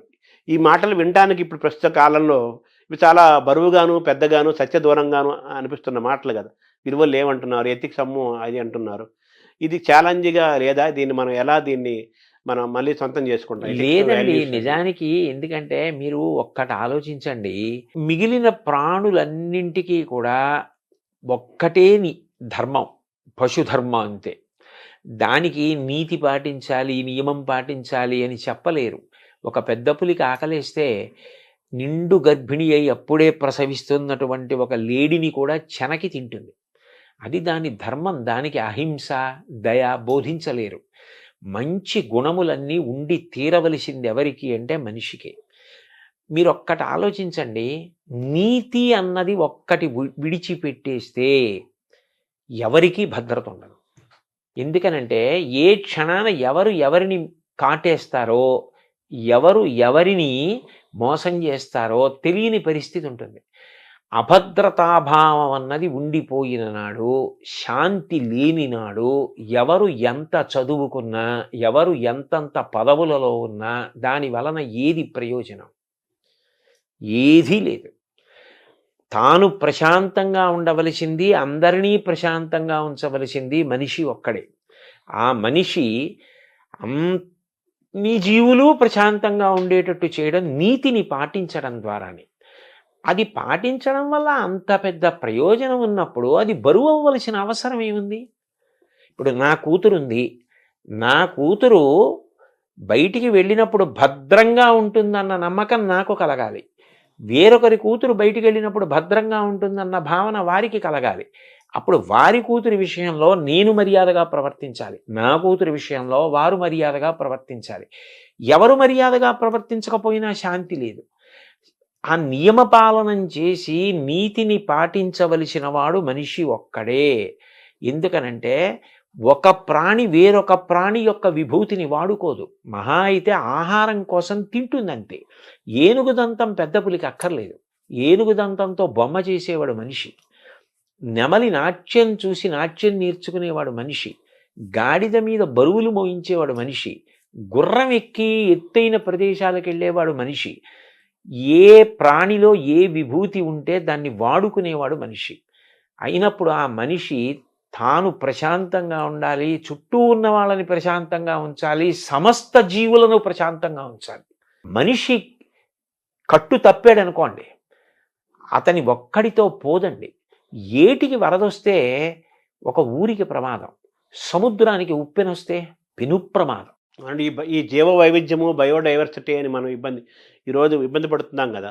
దానికి మనిషి యొక్క మితిమీరిన స్వార్థము ఒక కారణం గదా! అందుకే ప్రతి విషయంలోనూ ఆ నీతి, స్వీయ నియంత్రణ చాలా అవసరం. సముద్రం నేను చిలీలి కట్ట దాటను అని ఓ నియమం పెట్టుకుని చేతకాని దానిలా కెరటం అక్కడి వరకు వచ్చి వెనక్కెడుతోంది. సముద్రం నేను ఎన్నాళ్ళు ఇలా ఉంటాను, ఏడాదికి ఒక్క 2, 3 రోజులు నా ఇష్టం వచ్చిన చోట ఊళ్ళోకెడతానంటే? అన్నేళ్ల నుంచి అలా నియమానికి సముద్రం కట్టుబడి ఉన్నప్పుడు కట్టుబడ్డానికి మనిషికి ఎందుకు కష్టం? అంటే ఒక్క మనిషి తప్ప మిగతా ప్రకృతి, జంతువులన్నీ గూడా సహజంగా ప్రవర్తిస్తున్నాయి. మనిషే మారిపోతున్నాడు గదా! అంత మారిపోవలసిన అవసరం లేదండి. అదే. అయితే అతి తెలివితేటలు కూడా మంచిది కాదు. అదే. కాలం మారుతోంది, మేం మారుతున్నాం అంటూ ఉంటారు. కాలం మారడం అంటే కాలానికి ప్రధానం సూర్యచంద్రులు. సూర్యుడు తూర్పున ఉదయించడం మానేశాడా? పశ్చిమాన అస్తమించడం మానేశాడా? ఋతువులు 6 అలాగే ఏర్పడుతున్నాయి. శీతాకాలంలో చలేస్తోంది. హేమంత ఋతువులో మంచు పడుతోంది. ఎప్పుడు ఎలా ఉంటోందో అలాగే ఉంది. కాలం ఎక్కడ మారింది? కాలం ఏం మారలేదు. మనం మారి కాలం మీద నెట్టేస్తున్నాం. మారింది మనిషి ఒక్కడే మారాడు. కానీ ఆ మారడం మంచిగా మారితే పర్వాలేదు. మంచిని వదిలిపెట్టి మారకూడని రీతిలో మారి దాన్ని కాలం మీదకో ఇతరుల మీదకో నెట్టేస్తే తర్వాత ఆఖరణ ముప్పుని మాత్రం మనిషే మొట్టమొదట భరించవలసి ఉంటుంది. ఇప్పుడు మన కరోనాలు గానీ, ప్రకృతి వైపరీత్యాలని అటువంటివి. మనిషిలో మనిషి దూరమవుతున్న కాలంలోకి మనం వచ్చేసాం. ఇప్పుడు ఎథిక్స్, వాల్యూస్ అంటే పిల్లలకి ఈతుకు చెప్పాలంటే మామూలుగా physics, chemistry, mathematics, economics, history ఇవన్నీ ఉన్నాయి. ఇవి మరి మన మన పాఠ్యాంశాల్లో తగ్గిపోతున్నాయి గదా! ఒకప్పుడు పెద్ద బాల శిక్ష అవన్నీ ఉండేవి, శతకాలు ఉండేవి. మనం తెలుగు వరకు మనం మాట్లాడుకుంటే ఆంధ్రప్రదేశ్‌లో మాట్లాడుకుంటే, అవి గూడా విద్యా విధానంలోకి సిలబస్‌లోకి తీసుకురావాల్సిన అవసరం గూడా ఉంది గదా! అవి తప్పకుండానండి. ఎందుకనంటే ఏదైనా ఒకటి జ్ఞాపకం ఉండాలి అంటే మీకు పద్యం కన్నా తేలిక మార్గం ఇంకోటుండదు. ఛందోబద్ధమైన పద్యం 4 మాటలు చదివితే జ్ఞాపకం ఉంటుంది. ఇప్పుడు మీరు నైతిక విలువల గురించో, లేకపోతే వాళ్ళు జీవితంలో పాటించవలసిన మౌలికమైన నీతి గురించో మీరు ఎంత ప్రసంగం చేసినా, అప్పటికి వాళ్ళు పట్టుకున్న కాలక్రమంలో అది విస్మృతికి గురైపోతుంది. ఒక పద్యం అనుకోండి వాళ్ళకి ధారణలో ఉంటే వాళ్ళు ఎప్పుడు ఏ సందర్భాన్ని ఎదుర్కోవలసి వచ్చినప్పుడు పద్యం స్ఫురణకొస్తుంది. పద్యం స్ఫురణకొస్తే అందులో ప్రతిపాదింపబడిన విషయం గుర్తొచ్చి వాడు ఏది చెయ్యాలో ఏది చేయకూడదో నిర్ణయించుకుంటాడు. అందుకని అటువంటి పద్యాల సమాహారంగా కొంత పాఠ్యాంశంగా ఒక పాఠ్య ప్రణాళిక ఉండి తద్వారా ఈ నైతిక విలువలు పిల్లలు నేర్చుకోవడం అన్నదానికి అవకాశం కలిగితే బాగా స్పష్టత ఉంటుంది. పిల్లలు కూడా బాగా పట్టుకోగలుగుతారండి. వాళ్ళు ఊంచుకోగలుగుతారు, తెలుసుకోగలుగుతారు. అంటే ఇటువంటి విద్యా విధానం రావాల్సిన అవసరం ఉంది కదా! దాన్ని దూరమవుతున్నాం గదా! ప్రస్తుతం ఉన్న వాతావరణం. అది దిద్దుకోవడమేనండి. అదే. దాన్ని దిద్దుకుని ఏది చేస్తే పిల్లలకి మంచి జరుగుతుందో అది చేస్తే సరిపోతుంది. తర్వాత గురు శిష్య పరంపర గూడా, గురు శిష్య సంబంధాలనేవి చాలా ముఖ్యమైనవి. ముఖ్యంగా పిల్లలకి, యూత్‌కి వాళ్ళకి ముఖ్యమైనవి గదా! ఇప్పుడు గురు శిష్య సంబంధాలు అంత ఆరోగ్యకరంగా లేవు. గురువు అనే మాట చాలా పెద్ద సుదూరంగా వినపడుతున్న మాట. మనకు పాఠాలు చెప్పే టీచర్లు కనిపిస్తున్నారు, లెక్చరర్స్ కనిపిస్తున్నారు, ప్రొఫెసర్స్ కనిపిస్తున్నారు గానీ, వాళ్ళని మార్గదర్శనం చేసే గురువు అనేవాడు పాఠాలు చెప్పిన వాళ్ళందరూ గురువులు అవ్వరు గదా! అవును. ఎవరైతే మార్గదర్శనం చేశాడో వాడు గురువు అవుతారు. మిగతా అంతా ఒక టీచర్లు, లెక్చరర్లు, ప్రొఫెసర్లు. గురువుల అవసరం ఈ జాతికి అవసరం ఉంది. నెక్స్ట్ ఒక ఉపాధ్యాయుడు, శిష్యుడు, విద్యార్థి, ఒక గురువు, ఒక విద్యార్థి మధ్య గురు శిష్య పరంపర సంబంధం చాలా గొప్పగా ఉండే కాలం నుంచి మనం వచ్చాం, ప్రయాణం చేశాం. ఇప్పుడు తల్లిదండ్రులు, పిల్లల మధ్య ఎలాగే సంబంధాలు కొంచెం తగ్గుతున్నాయో, గురు శిష్య సంబంధాలు కూడా మారుతున్న క్రమంలో ఉన్నాం గదా! మీ బాధ్యతలో గురు శిష్య సంబంధాలు పెంచాల్సిన అవసరం గూడా ఉంది. ఆ పట్ల గూడా కృషి జరగాలి గదా! జరగాలి. ఎందుకనంటే పాఠం చెప్పడం వరకే నా కర్తవ్యం తప్ప నా వ్యక్తిగత జీవితం పిల్లల్ని ప్రభావితం చేయడానికి వీల్లేదని చెప్పడం సాధ్యం కాదు. ఎందుకనంటే మీరు చూడండి, ఇది నేను కొత్తగా ఏదో చెప్తున్నది కాదు. చిన్న పిల్లల్ని పాఠశాలకు పంపిస్తారు. వాళ్ళు పాఠశాల నుంచి వచ్చేసి ఓ తువ్వాలో, ఓ పొడుగైన బట్టో, ఓ చీరలా చుట్టుకుని, ఓ సుద్దముక్క కట్టుకుని పాఠశాలలో టీచర్ గారు పిల్లల్ని ఎలా పిలుస్తారో అలా వాళ్ళు రకరకాల పేర్లతో పిలుస్తూ ఆ టీచర్ని అనుకరిస్తారు. బోర్డు మీద రాస్తున్నట్టు, "ఏయ్ SIT down, don't make noise" అని ఆ పిల్లలు ఎవరో ఉంటారు స్కూల్లో, "ఏ హంసిని, డోంట్ టాక్" అలా ఆ టీచర్లో పరకాయ ప్రవేశం చేసి వీళ్ళు టీచర్ని అనుకరిస్తూ ఇంట్లో టీచర్ ఆటను ఆడుకుంటారు. ఇంట్లో టీచర్ ఆట ఆడుకోని పిల్లలు నేను చూడలా. ప్రతి పిల్ల ఆడుతుంది. అంటే అంత తొందరగా చిన్నప్పటి నుంచి ప్రభావితం చేసేది ఎవరు అంటే పాఠం చెప్పేటటువంటి గురువు. గురువు వ్యక్తిగత జీవితం కూడా శిష్యుడి మీద అంత ప్రభావము చూపిస్తుంది. ఆయన నైతిక విలువలు, ఆయన మార్గదర్శనం చేసే విధానం, ఆయన ఉద్దాన పతనాలు ఎదుర్కొన్న తీరు, ఆయన ఎలా విలువలకు కట్టుబడతాడు అన్నది పిల్లల్ని చాలా ప్రభావితం చేస్తుంది. అందుకని మనం ఏ వస్తువుని ముట్టుకుంటున్నాము అన్నదాన్ని బట్టి ముట్టుకుంటున్న వాడికి కూడా దానికి తగినటువంటి రీతిలో ఉండవలసిన అవసరం ఉంటుంది.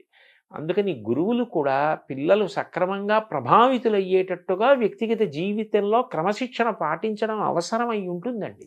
అంటే మీరు ఇందాక అన్నారు పిల్లల్లోని ప్రతిభని, పిల్లల్లోని ఆసక్తిని గమనించే వాళ్ళ తల్లిదండ్రులు పిల్లల్ని వాచ్ చేస్తూ వాళ్ళలో ఉన్న ప్రతిభని గమనించి వాళ్ళు ఆ విధంగా అటువైపు తీసుకెళ్తే వాళ్ళు గొప్పవాళ్ళు అవుతారు. ఎంచుకుని ఏ రంగమైనా కావచ్చు, సంగీతం కావచ్చు, సాహిత్యం కావచ్చు, మ్యాథమెటిక్స్ కావచ్చు. అలాగే గురువులు కూడా విద్యార్థిలోని ప్రతిభని గమనించి ప్రోత్సహించి మార్గదర్శనం చేసేవాడు గురువు యొక్క పాత్ర కూడా చాలా గొప్పది కదా. చాలా గొప్పదండి. సో తల్లిదండ్రులకి ఎలాగైతే పెంపకము ఎలాగైతే మనం అనుకున్నామో వాళ్ళకు కూడా క్లాసులు చెప్పాలి, వాళ్ళకు కూడా మనం బోధించాలి, వాళ్ళలో కూడా మార్పు రావాలి అని అనుకుంటున్నాము. గురువులకు కూడా పాఠాలు చెప్పాల్సిన పరిస్థితిలోకి వచ్చేసింది కదా ఇప్పుడు. అవి కూడా చేపడతారా మీరు? అది కూడా అంటే నాకు తెలిసినంత వరకు గురువులు క్రమశిక్షణాయుతంగానే ఉంటారు. కాకపోతే వాళ్ళ యొక్క గొప్పతనాన్ని, వాళ్ళ యొక్క కర్తవ్యత నిష్టని వాళ్ళు సమాజ నిర్మాణంలో ఎంత కీలకమైన పాత్ర పోషిస్తున్నారు అన్నది వాళ్ళు ఒక్కసారి జ్ఞాపకం తెచ్చుకొని మేము ఇంత గొప్ప స్థితిలో ఉన్నాం, ఇంత గొప్ప ప్రభావితం చేయగలిగిన స్థితిని పొంది ఉన్నామని సంతోషించి పునరంకితం కావడానికి వాళ్ళకి కూడా అవసరమే. వాళ్ళతో కూడా మాట్లాడడం అన్నది అవసరమై ఉంటుంది. వాళ్ళకి కూడా 4 మంచి మాటలు, అయ్యా మీ వల్ల ఇంత ప్రభావితులు అవుతారు అని చెప్పవలసి ఉంటుందండి. తల్లిదండ్రులు, గురువులు, పిల్లలు అందరికీ మూకుమ్మడిగాను చెప్పాల్సిన అవసరం ఉంది, ఇండివిజువల్గాను చెప్పాల్సిన అవసరం చాలా ఉంటుందండి. అయితే ఒకప్పుడు టీచర్లు కానీ, లెక్చరర్స్ కానీ వాళ్ళ కెమిస్ట్రీయో, ఎకనామిక్సో, హిస్టరీయో, ఇంగ్లీష్ ఆ పాఠాలు ఎంత అవసరమో చెప్తూ అనేక మిగతా అంశాలు, జనరల్ నాలెడ్జి, కళలు, సంస్కృతి, చరిత్ర మిగతా అంశాలు కూడా చెప్తూ విద్యార్థిని అద్భుతంగా తీర్చిదిద్దే వాతావరణం ఉండేది. నేను మొన్నటి వరకు ఉండేది. ఇప్పుడు కూడా కొంతమంది అక్కడక్కడ ఉంటారు. వాళ్ళు కూడా తగ్గుతున్నారు కదా. సో మళ్ళీ ఆ పూర్వ సంస్కృతి మళ్ళీ వస్తే అది చాలా గొప్పగా ఉంటుందండి. అదే ఆ బహుముఖ ప్రజ్ఞ. ఒక పాఠం చెప్తూ అనుషంగికంగా అనేక విషయాల్ని దాంట్లో ప్రతిపాదించడం చేత విద్యార్థి చాలా ప్రభావితులవుతాడు. అయితే దానికి ఏమవుతుంది అంటే ఉపాధ్యాయుడు నిరంతరం చదవవలసి ఉంటుంది. అనేక విషయాలు తాను తెలుసుకుని నిన్న చెప్పిన పాఠాన్ని ఇవాళ చెప్పవలసి వస్తే నేను ఇంకా అంతకన్నా అందంగా చెప్పడానికి నేను సిద్ధపడాలన్న ఉత్సాహం ఉండాలి. అన్నిటికన్నా అవసరం ఏమిటంటే పాఠం చెప్పేటప్పుడే వాడికి ఆ వింటున్న పిల్లవాడికి క్రమశిక్షణ, తాను పొందుతున్న విద్య వలన సమాజ హితానికి ఉపయోగించాలి తప్ప అది స్వార్థానికి ఉపయోగించకూడదు అన్న ఒక పూనిక కలిగేటట్టుగా చెప్పవలసిన అవసరం ఉంటుందండి. అది చాలా అవసరం. ఎందుకనంటే మీరు చూడండి, ఒక్కొక్క తరగతి దాటుతూ వెళ్ళిపోతున్నాడు అనుకోండి, అతను ఒక పెద్ద పదవిని అధిష్ఠించడానికి సిద్ధపడిపోతున్నాడు. ఇప్పుడు ఆ చదువు అన్నది ఒకటే మీరు ఇచ్చేసి పంపించేశారనుకోండి, అప్పుడు అతను దాన్ని సమాజహితానికి వాడచ్చు, స్వప్రయోజనానికి వాడుకోవచ్చు. అట్లా కాకుండా దీని వలన నీకు అనంత విభూతి కలుగుతోంది, అనంత శక్తి, సామాన్యమైన శక్తి కాదు, దీన్ని నువ్వు సమాజపరం చేయాలి తప్ప దీన్ని నువ్వు స్వార్థానికి వాడుకోకూడదు అన్న విషయం పాఠంతో పాటుగా వెళ్ళిపోవాలి. వెళ్ళిపోతే అది హెచ్చరికగా, అది ఉపదేశంగా తీసుకుంటాడు. చూడండి, ఏష ఉపదేశ ఏష ఆదేశ అన్నట్టు ఉపదేశం ఉండాలి, ఆదేశం ఉండాలి. అందులోని రెండు ఉంటే వాడికి జీర్ణం అవుతుంది. నువ్వు ఇంత గొప్ప వైద్యుడివి అయ్యావు, సమాజ హితం ప్రధానం తప్ప నీవు సంపాదించుకోవడం ప్రధాన ప్రయోజనం కాకూడదు. సంపాదించుకోవద్దని ఎవ్వరనరు, కానీ ప్రధాన ప్రయోజనం కాకూడదు. ఒక ఇంజనీర్కి అంతే, ఒక టీచర్కి అంతే, ఒక ఉద్యోగికి అంతే. ఎంత గొప్ప స్థితికి వెడుతున్నాడో అంతగా సమాజ హితాన్ని చూడడం అలవాటు కావాలి. ఆ కోణం రావాలండి. ఈ ప్రయాణంలో జాతి నిర్మాణంలో, సంస్కృతి యొక్క పరిరక్షణలో, వికాసంలో భాష యొక్క పాత్ర, ప్రభావం దాని చాలా పెద్దది, గొప్పది, ముఖ్యమైనది కదా! ఇప్పుడు మనకు తెలుగు భాష దూరమవుతోంది మన విద్యా విధానంలో. అంతా ఇంగ్లీష్ మీడియం వస్తుంది. తెలుగు దూరమవుతోంది. సో, తెలుగు భాషని నిలబెట్టుకోవటం, కాపాడుకోవటం చాలా ముఖ్యం గదా! అది గూడా చాలా బాధ్యతాయుతమైన అంశం గదా! దాన్ని ఎలా చూడాలి? అప్పుడు తెలుగుకి సంబంధించినంత వరకు ఏ నైతిక విలువలు, నీతి, నియమం, క్రమశిక్షణ ఇలాంటివి మీరు బోధించాలనుకుంటున్నారో అవి తెలుగులో చెప్పడం వల్లే బాగా మనిషిలోకి ప్రవేశించే అవకాశం ఉంటుంది. ఎందుకనంటే అది మాతృభాష కదండి. ఇప్పుడు ఆంగ్ల భాష వద్దు అని చెప్పడం కూడా సాధ్యం కాదు. కానీ రెండింటికి కూడా సమాన గౌరవం ఉండాలి. ఎందుకంటే ఇంగ్లీష్ అనేటటువంటిది భార్య, తెలుగు అన్నది తల్లి. ఒక వ్యక్తి సంతోషంగా ఎప్పుడు ఉంటాడు, ఇంటికి వచ్చేటప్పటికి తల్లి తన భార్య హాయిగా కలిసిమెలిసి ఉన్నారనుకోండి, సుఖంగా ఉంటాడు. నీకు తల్లా భార్య అంటే ఏం చెప్తాడు? తల్లి ఉండాలి, భార్య ఉండాలి. ఇద్దరూ అన్యోన్యం ఎంతో ప్రేమగా ఉన్నప్పుడే ఆయన సంతోషంగా ఉంటాడు. ఇంగ్లీష్ అన్నది తాను ఇంకా ఇంకా వృద్ధిలోకి రావడానికి, ఇంకా ఎక్కువ గ్రంథాలు చదువుకోవడానికి, తను బాగా పరిఢవిల్లడానికి ఉపయోగపడాలి.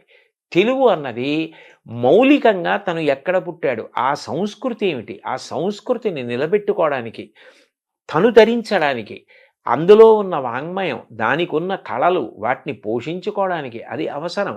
ఒక తెలుగువాడిగా పుట్టినవాడు తెలుగు సంస్కృతిని పోషించుకోవాలి.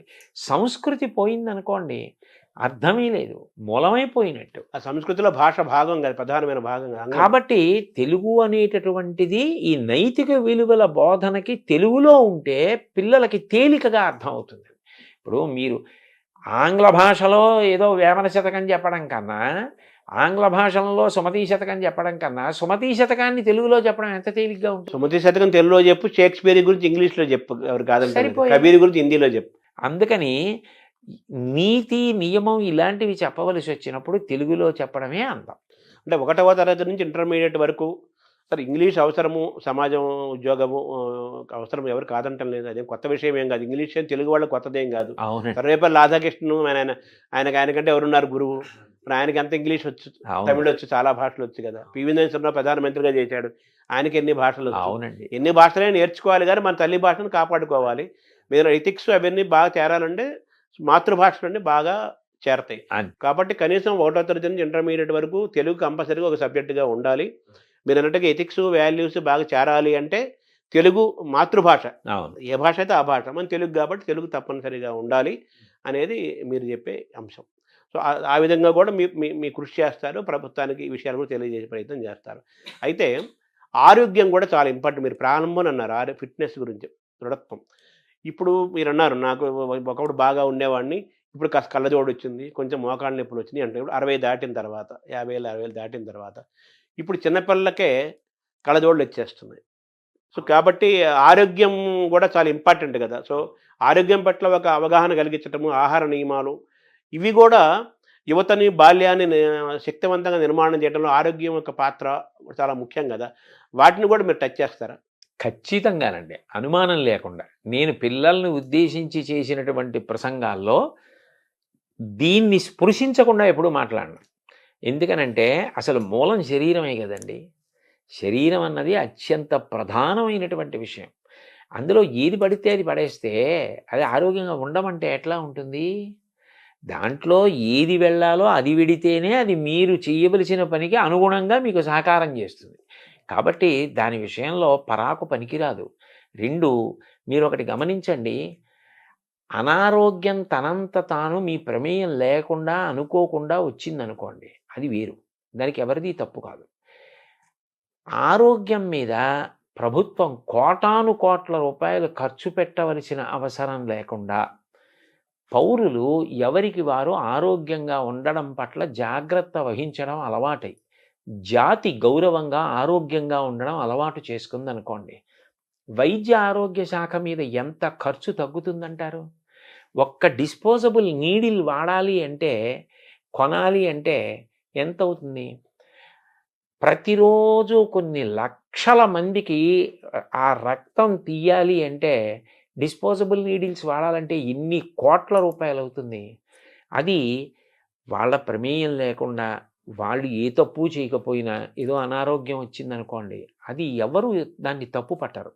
కానీ తను తినకూడనివి తినడం, తను త్రాగకూడనివి తాగడం, తను వ్యసనపరుడు కావడం, తను వ్యాయామం చేయకపోవడం, 4 అడుగులు నడవకపోవడం, వయస్సులో ఉండి 1 కిలోమీటర్ కూడా పరిగెత్తకపోవడం, అసలు సంధిబంధముల పట్ల జాగ్రత్త లేకపోవడం, దాని వలన అనారోగ్యం తెచ్చుకోవడం, వేలకి వేలు లక్షలకి లక్షలు ఖర్చు అయిపోతూ ఉండడం, ఇదంతా నిరర్ధకమైన విషయం కదా. అది 2 మానసికంగా కూడా చాలా తీవ్రమైన పరిస్థితిని కల్పిస్తుందండి. ఇప్పుడు నేనే ఉన్నాను, ఎక్కడికో ప్రవచనానికి వెళ్ళాలి. నేను ప్రవచనానికి వెళ్ళడం నా ఆరోగ్యం దాని మీద ఆధారపడదు. చుట్టుపక్కల ఉన్న వాళ్ళు కూడా ఆరోగ్యంగా ఉన్నప్పుడే అందరూ ఎవరి కర్తవ్యం వాళ్ళు చేయగలరు. వినేవాడు కూడా ఆరోగ్యంగా ఉండాలి, అది మీరు చెప్పింది వాడు వినాలి కదా. అందుకని ఇది చాలా అవసరం అండి, చాలా చాలా ముఖ్యమైన విషయం అది. సో విద్యాశాఖ, సాంస్కృతిక శాఖ, క్రీడా శాఖ, ఇన్ని శాఖల మధ్య సమన్వయం చేసుకుంటూ వెళ్ళాలి మీరు. అంత బాధ్యత గల పాత్రలోకి మీరు పోషించాల్సి వస్తుంది. అంటే నేను పోషించడం మీరంటే అంటే సలహా చెప్పడం వరకు, మీ వరకు మీ మనసులో ఒక ప్రణాళిక అది అక్కడ వరకు. ఇవి అన్నీ కూడా విద్యార్థుల విషయంలో అత్యంత అవసరమైన విషయాలండి. నా వరకు నాకైతే విద్య నేర్పుట అన్న మాటలో పిల్లాడికి చదువు చెప్పడం, పుస్తకాల్లో ఉన్న విషయం చెప్పడం ఒక్కటి కాదు అని నేను బాగా నమ్ముతాను. ఒక పిల్లవాడు శారీరకంగా పెరగడం, మానసికంగా పెరగడం, నీతి నియమాలు తెలిసి ఉండడం, భగవంతుడు వాడికి ఏ తెలివితేటలు ఇచ్చాడో ఆ తెలివితేటల్లో వాడు చాలా బాధ్యత కలిగిన పౌరుడు కావడం. విద్య, ఆరోగ్యము, క్రీడలు, కళలు, చరిత్ర, సంస్కృతి, మానసిక, శారీరక, సామాజిక అన్ని రకాల వైభవాన్ని వాడు పొందాలి. పొందితే అమ్మో, లేకపోతే తరం మారేటప్పటికీ దేశం ఇంకా ఉన్నతిని పొందాలి. కానీ దేశం పతనం వైపుకి వెడితే ఎక్కడో తేడా జరుగుతోంది, ఎక్కడో దోషం జరుగుతోందని గుర్తు కదండి. ఆ విషయంలో ఎంతో జాగ్రత్త తీసుకోవలసిన అవసరం ఉంది కదా. సో ఇన్ని శాఖల మధ్య సమన్వయం జరగాలి, ఉండాలి. అది మనం చేసేది కాదు. అన్ని సమన్వయాలు మనం చేయలేము. ప్రభుత్వం మనం ఎంతవరకు అంటే దీని అవసరాన్ని మనం నమ్మినదేదో అది త్రికరణ శుద్ధిగా చెప్పడం వరకు మన కర్తవ్యం. ఈ క్రమంలో ప్రభుత్వము, ప్రజలు ఇద్దరూ భాగస్వామ్యం ఇవ్వాలి కదా. కేవలం ప్రభుత్వం కాదు కదా, ప్రజలు అవ్వాలి కదా. ఇందులో సంకుచిత దృష్టి వదిలిపెట్టాలండి. ఎంత వదిలిపెట్టాలి అంటే, చాగంటి కోటేశ్వరరావు గారు ఇవాళ ఏదో పదవిని ఆశించి వెళ్ళిపోయాడు, ఇలాంటి అక్కర్లేని ఆలోచనల కన్నా ఆయన వయసుని ఆయన దృష్టిలో పెట్టుకుని పిల్లలకి 4 మంచి మాటలు చెప్పడం కన్నా, 4 పిల్లలకి నా జీవితం పనికొస్తే, నా శ్వాస పనికొస్తే అంతకన్నా నాకు సంతోషం ఏమిటని వెళ్ళాడని అర్థం చేసుకోగలిగిన విషయంగా ఇతరులు కూడా జాగ్రత్త పడాలి. అందరూ సంకుచిత బుద్ధిని విడనాడి పిల్లల విషయంలో మాత్రం చేతులు కలిపి ఒకటిగా నిలబడితేనే జాతి నిర్మాణం జరుగుతుంది. అంటే ఒకప్పుడు మనం తల్లిదండ్రుల గురించి మాట్లాడుకున్నాము, గురువుల గురించి మాట్లాడుకున్నాము. ఒకప్పుడు మనకు అమ్మమ్మలు, బామ్మలు, పెద్దవాళ్ళు భారత, భాగవత, రామాయణ కథలు చెప్పేవాళ్ళు. అది కూడా మనం దూరం అవుతున్నాం కదా. సో వాళ్ళని కూడా మనం ఇన్వాల్వ్ చేయాలి, తాతల్ని, అమ్మమ్మలు, నాయనమ్మల్ని కూడా. అయ్యో, అసలు నిజానికి నా దృష్టిలో అయితే తాతగారి పక్క మనవడికి విశ్వవిద్యాలయం. అదే, తాతగారు మనవణ్ణి పక్కన పడుకోబెట్టుకుని వాణ్ణి గుండెల మీద జోకొడుతూ తాతగారు చెప్పినటువంటి కథలే ఉన్నాయో మనవడికి జీవితాంతం జ్ఞాపకం ఉండిపోతాయి. ఆయన అనుభవజ్ఞుడు, జీవితంలో ఎన్నో ఎత్తుపల్లాలు చూసినవాడు. అటువంటి తాత పక్కన పడుకుని తాతగారు చెప్పిన మాటలు వినడం మనవడికి జీవితంలో గొప్ప అదృష్టం. తాతగారు చెప్పిన మాటలు వినాలి, తాతగారి పక్కన కూర్చోవాలి, నాయనమ్మ పక్కన కూర్చోవాలి. ఎందుకు వచ్చాయండి రామాయణ, భారత, భాగవతాలు? అవన్నీ ఏవో సంకుచితమైనవి అని అనుకోకూడదు. పొగట్టకి లొంగిపోయి ఎంత శక్తి ఉన్నవాడైనా శల్యుడు ఏమైపోయాడు? ఆనాడు భారతదేశంలో కృష్ణుడు ఎంత గొప్ప సారథో శల్యుడు అంత గొప్ప సారథి. కానీ పొగట్టలకి లొంగిపోయి చిట్ట చివరికి శల్య సారథ్యమన్న అప్రతిష్ట తెచ్చుకున్నాడు. నీకు ఎంత శక్తి ఉన్నా పొగడ్తలకి లొంగిపోయే బలహీనత ఉంటే అలా అయిపోతావనడానికి ఇంకా శల్యుడి కన్నా ఉదాహరణ ఎవరుంటారు? ఎలా మహాభారతం పనికిరాని గ్రంథమైంది? ఏది ఎవరికి ఎంతవరకు అవసరమో అంతవరకు దాన్ని అంత అందంగా చెప్పడంలో కృతకృత్యులం కావాలి. అంతేగాని ప్రతిదాన్ని విమర్శించడంలో, ప్రతిదాన్ని తక్కువ చేయడంలో మనం గొప్పవాళ్ళం అయిపోతామా? అవ్వం. సమస్యకు పరిష్కారం కావాలి కానీ సమస్యను మళ్ళీ మాట్లాడుకోవడం పిల్లల విషయంలో పిల్లలకి ఏది చెప్పి ఎలా చెప్తే వాళ్ళు వృద్ధిలోకి వస్తారన్నది చాలా ప్రధానం. వాడు నీతి నియమాలు పాటించాలి. వాడు మంచి విద్యార్థిగా తయారైతే తల్లిదండ్రులకి బాసట, అన్నదమ్ములు, అక్క చెల్లెళ్ళు, ఆ వీధిలో ఉన్నవాళ్ళు, ఆ ఊళ్ళో ఉన్నవాళ్ళు, ఆ దేశంలో ఉన్నవాళ్ళు, ప్రపంచం ఎంత సంతోషిస్తుందండి ఒక్క వ్యక్తి అలాంటి వాడు తయారైతే. ఇక అలా కానీ ఒక రాష్ట్రంలో విద్యార్థుల పట్ల కర్తవ్య దీక్షతో నడిపించగలిగితే, ప్రయత్నం చేస్తే నా నమ్మకం ఏంటంటే పిల్లలు వింటారు. అది నా నమ్మకం. సో మీ జీవితాన్ని తరచు చూసుకుంటే నేను ఒక మంచి బాలుడుగా, మంచి యువకుడుగా, మంచి విద్యార్థిగా, మంచి ఉద్యోగుడుగా, మంచి శ్రోతగా, మంచి పాఠకుడుగా, మంచి ఉపన్యాసకుడుగా ఉండటం వల్ల నాకు ఇంత గుర్తింపు వచ్చింది అనే ఒక భావన మీకు కలుగుతుంటుంది. అంటే గుర్తింపు వచ్చింది అన్న భావన కన్నా నేను అనుకునే విషయం ఏమిటంటే, ఋషిప్రోక్తమైన వాంగ్మయానికి కాలదోషం లేదన్నది నిరూపింపబడింది అనిపిస్తూ ఉంటుంది. ఎందుకనంటే నేను చాగంటి కోటేశ్వరరావు గారు అనేటప్పటికీ ఓ పంచి కట్టుకుని, ఓ ఉత్తరీయం వేసుకుని ఏదో రామాయణమో భారతమో భాగవతంలో చెప్తున్నటువంటి వ్యక్తి అని లోకంలో ఒక ముద్ర. నేను ఉద్యోగానికి వెళ్ళినప్పుడు ప్యాంటు షర్టు వేసుకునేవాడిని. నేను ప్యాంటు చొక్కాతో ఎప్పుడైనా ఎక్కడైనా కనపడ్డాను అనుకోండి, చాలామంది నన్ను చూసి మిమ్మల్ని గుర్తుపట్టలేకపోయామండి, మీరు ప్యాంటు చొక్కాతో ఉన్నారు ఇవాళ అంటారు. అంటే చాగంటి కోటేశ్వరరావు అంటే ఓ పంచె కట్టుకుంటాడు, రామాయణం చెప్తాడు. అంటే ఇవాళ రామాయణ భారత భాగవతాల ద్వారా వాళ్ళు ప్రయోజనం పొందిన కారణం చేతనే నాకు గుర్తింపు వచ్చింది. నేను రామాయణము మానవీయ సంబంధములు అని విశాఖపట్నంలో ప్రవచనం చేశానండి. భార్యాభర్తల యొక్క అనుబంధం గురించి నేను మాట్లాడాను. రామాయణంలో ఎలా ప్రతిపాదించారన్నది చెప్పా. దాన్ని శ్రీ వెంకటేశ్వర భక్తి ఛానల్ ప్రత్యక్ష ప్రసారం చేసింది. ఆ తర్వాత ఎంతమంది విడాకుల కోసమని చెప్పి న్యాయస్థానాల్లో దరఖాస్తులు చేసుకున్న దంపతులు కూడా తిరిగి కలుసుకున్నారు. విడాకులు తీసుకున్న వాళ్ళు కలుసుకున్నారు. అది గొప్ప ప్రభావం కదా. అంటే రామాయణానికి కాలదోషం లేదు కదా. అంటే ఆ మాటకి అంత గొప్ప కావ్యాన్ని నిర్మాణం చేశాడు. అది ప్రాతిపదిక ఉంటే కదా అసలు మనం మాట్లాడడం. అది ఎంత బాగా రాశారు, ఎంత గొప్ప విషయాలు అని నాకు ఆనందం కలుగుతుంది. అవి ఈ జన్మలో భగవంతుడు వాటిని ముట్టుకోవడానికి, వాటిని చదువుకోవడానికి, వాటి మీద అంత నమ్మకం కలగడానికి, అంత నమ్మకంతో చెప్పడానికి నాకు ఒక ధృతిని ఇచ్చాడని సంతోషిస్తూ ఉంటానండి. మీరు మీ జీవన విధానం అంతా మీకు తెలిసింది, మీ జీవితం మీకు తెలిసింది. అవును, మీకంటే ఎవరికి ఎక్కువ తెలియదు. అవును. కానీ నేను ఇటువంటి వాతావరణం నుంచి వచ్చిన వాడిని ఈరోజు మంత్రి హోదాతో ఒక పదవి నాకు అనౌన్స్ చేశారు అనగానే రాష్ట్ర ప్రభుత్వం ఏమనిపించింది సార్ ఫస్ట్ వినగానే? అంటే మీరు వేసిన ప్రశ్న చాలా గంభీరమైన ప్రశ్న వేశారు నన్ను.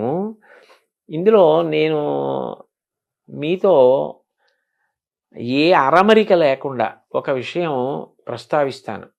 నాకు ఈ పదవి ఇచ్చినప్పుడు నన్ను మొట్టమొదట అందరూ అడిగింది ఏమిటంటే, మీరు దీన్ని తీసుకుంటున్నారా అని అడిగారు.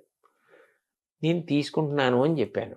వెంటనే నన్ను అడిగిన ప్రశ్న ఏంటంటే, మరి మీకు గతంలో తిరుమల తిరుపతి దేవస్థానంలో ఇస్తే మీరు ఎందుకు తీసుకోలేదు అని అడిగారు.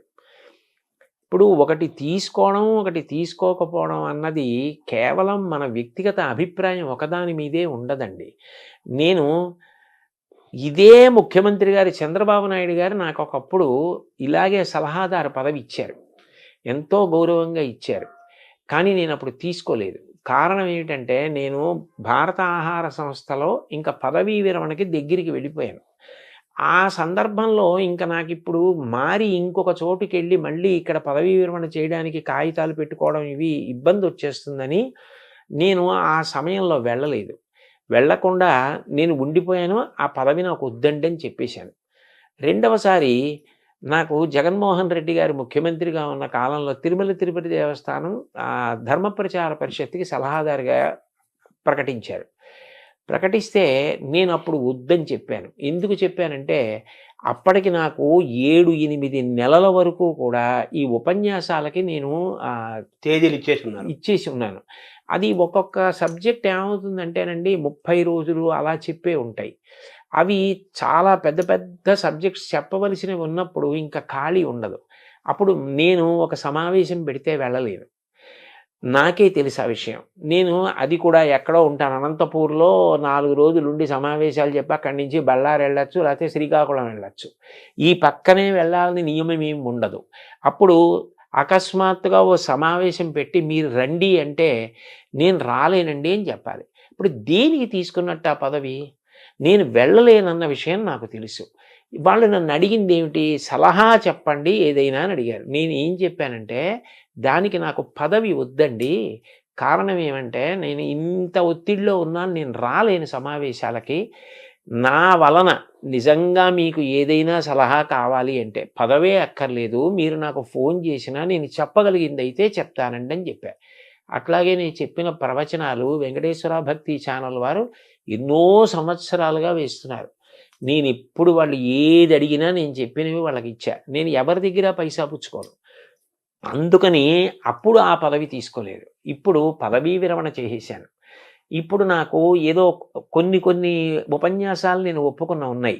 కానీ నేను దీని గురించి ఒక స్పష్టత వచ్చి పిల్లలకి చెప్పడానికి నేను కాలాన్ని ప్రణాళిక చేసుకోవడానికి నాకు అవకాశం ఉన్నటువంటి సమయం. అందుకని ఇది అంగీకరించాను. కానీ యథార్థానికి నాకు ఈ స్థాయి కావాలి, ఆ స్థాయి కావాలని నేను అడగలేదు. బహుశः ఏ ప్రేమ చేతనో లేకపోతే ఈయనకిచ్చిన కర్తవ్య నిర్వహణలో ఇది ఆయనకి సానుకూలం అవుతుంది అన్న ప్రేమ చేతనో వారు అట్లా ప్రకటించారు. దాన్ని నేను కూడా అంతే సహృదయంతో స్వీకరించా. కానీ నా ప్రధానమైన ఉద్దేశ్యం మాత్రం ఒక్కటే.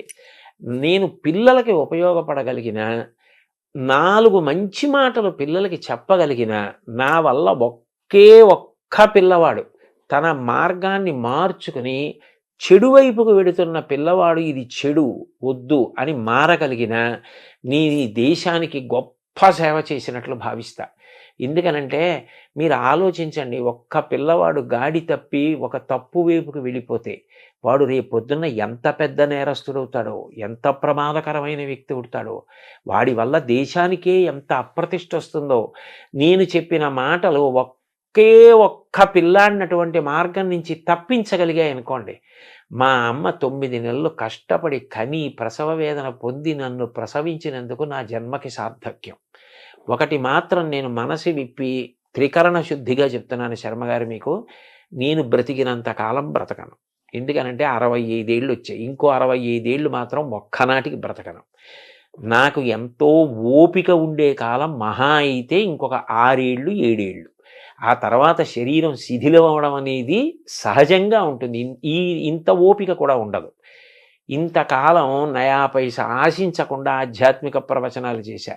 నా కోరిక ఏమిటంటే ప్రవచనాలు మానేస్తానని కాదు, కానీ 10 మంది పిల్లలకి నేను ఉపయోగపడగలిగితే, తల్లిదండ్రులకి, కుటుంబాలకి, ప్రభుత్వాలకి, దేశానికి నేను ఇంతకన్నా ఏ సేవ చెయ్యాలి? నాకు భగవంతుడు వాక్కునిచ్చాడు. ఆ మంచి మాటలు నేను పిల్లలకి చెప్పి 10 మంది పిల్లల్ని బాగు చేయగలిగితే ఈ దేశంలో పుట్టినందుకు, ఈ దేశమాత రుణం తీర్చుకోలేను. కానీ ఆ తల్లి వీడు నా కడుపున ఈ దేశంలో పుట్టినందుకు వీడు త్రికరణ శుద్ధిగా భవిష్యత్ తరాల కోసం తాపత్రయపడ్డాడని భరతమాత సంతోషిస్తే నాకు చాలు. అదే 10,000. అదే 10,000. దాని కొరకు అంగీకరించాను కానండి.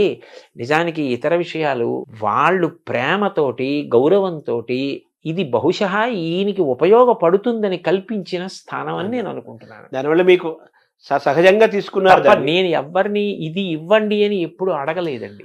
అది కూడా కేంద్ర మంత్రి కేబినెట్ హోదా అన్నా కదా, సహజంగా తీసుకున్నారుగా. దానికే మీరు వేరే అది వస్తుందని ఇది తీసుకోలేదు. ఇది చెయ్యాలి కాబట్టి ఒప్పుకున్నాను అంతే. వాళ్ళు ఏదో ఏర్పరిచారని.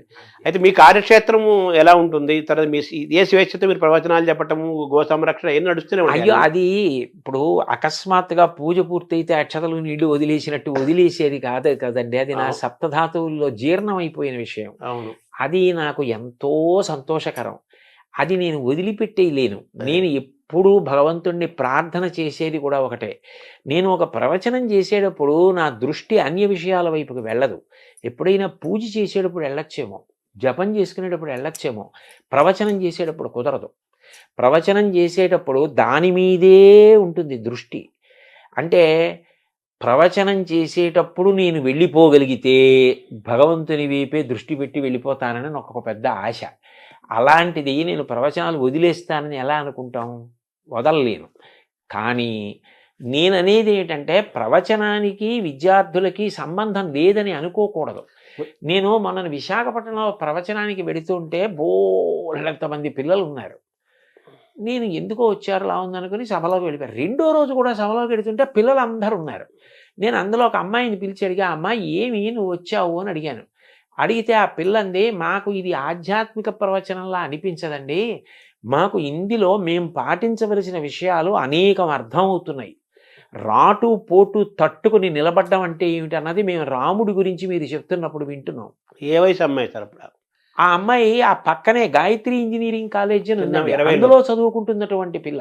అదే అంటే ప్రవచనంలోనే అంతర్భాగంగా వాళ్ళు ఎరుకోగలుగుతున్నారు. అవును. ఎవరికి కావలసింది వాళ్ళు ఎరుకుంటున్నారు. అప్పుడు ప్రవచనం మాత్రం పిల్లలకి పనికొచ్చేది కాదని ఎలా అనగలరు? దానికి వచనమే వయసు ప్రవచనం పరిమితి అవుతుంది అంతే కదా. కదా. అందుకని చెప్పి అది నడుస్తుంది, ఇది నడుస్తుంది. కానీ కేవలం పిల్లల కోసమని ప్రభుత్వ పరంగా నాకున్న ప్రయోజనం ఏమిటంటేనండి, ప్రభుత్వానికి ఒక శక్తి ఉంటుంది.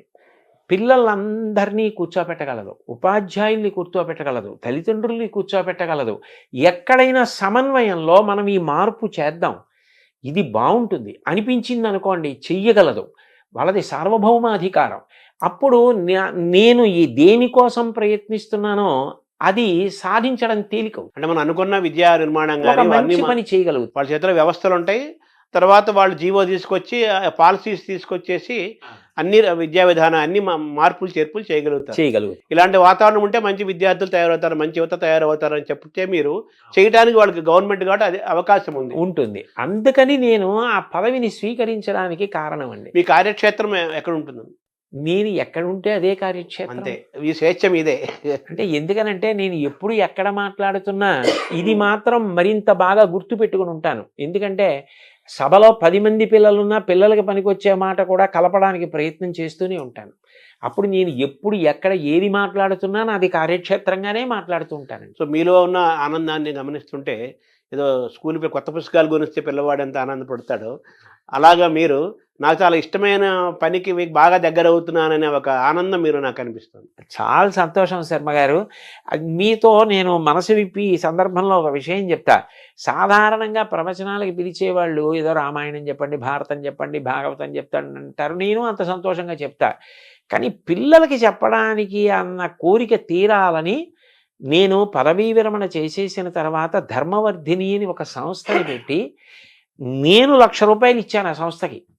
ఇచ్చే ఆ సంస్థ పని ఏమిటంటే పిల్లలను ఉద్దేశించి మాట్లాడడం. దానికోసం ఒక పుస్తకం కూడా తయారు చేసి శ్రీకాకుళంలో డాక్టర్ హర్షవల్లి గారని నాకు సోదరీ సమానురాలు, ఆవిడ దగ్గర ఆ పుస్తకాన్ని ఆవిష్కరించి పిల్లలకు ఉచితంగా ఇచ్చి వాళ్ళకి శిక్షణా తరగతులు నడిపాం. అంటే ఇవాళ ఇందులోకి వెడుతున్నాననే కాదు, పదవీ విరమణ 2018లో చేసినప్పటి నుంచి నాకు ఈ ఆధ్యాత్మిక ప్రవచనంతో పాటు పిల్లలకి ఏదో చెయ్యాలి, పిల్లలకి మంచి చెప్పాలని ఏదో తాపత్రయం అండి. అందుకని ఇప్పుడు అది నాకు మరింత తేలిక కదూ. అందుకని సంతోషంగా అంగీకరించాను. సంతోషం దిగునీకృతమైంది. ఆ సంతోషం మీకు కనపడడం నాకు మరీ నాకు కనిపించింది. అది చాలా పిల్లగాడికి కొత్త పుస్తకాలు కొంటే ఆ వాసన పుస్తకాలు ఇష్టం. అలాగే మీరు పిల్లలకి ఇంకా దగ్గర అవుతున్నాం. అవునండి, హాయిగా మనం స్వేచ్ఛగా చేస్తున్నాం. అవును. ఆధ్యాత్మిక ప్రవచనాలు ఎలాగో ఉంటాయి. మన మనసులో గోరక్షణ, పిల్లల్ని తయారు చేయడం మీకు బాగా ఇష్టమైన అంశాలు ఈ రెండు. అవునండి, ఈ రెండు సాగుతాయి. అవును. మిమ్మల్ని సద్వినియోగం చేయాల్సిన అవసరం అందరికీ ఉంది. మిమ్మల్ని ఎంత సద్వినియోగం చేసుకుంటే అంత మంచిది. అంతే. నమస్కారం సార్. చాలా సంతోషం సార్.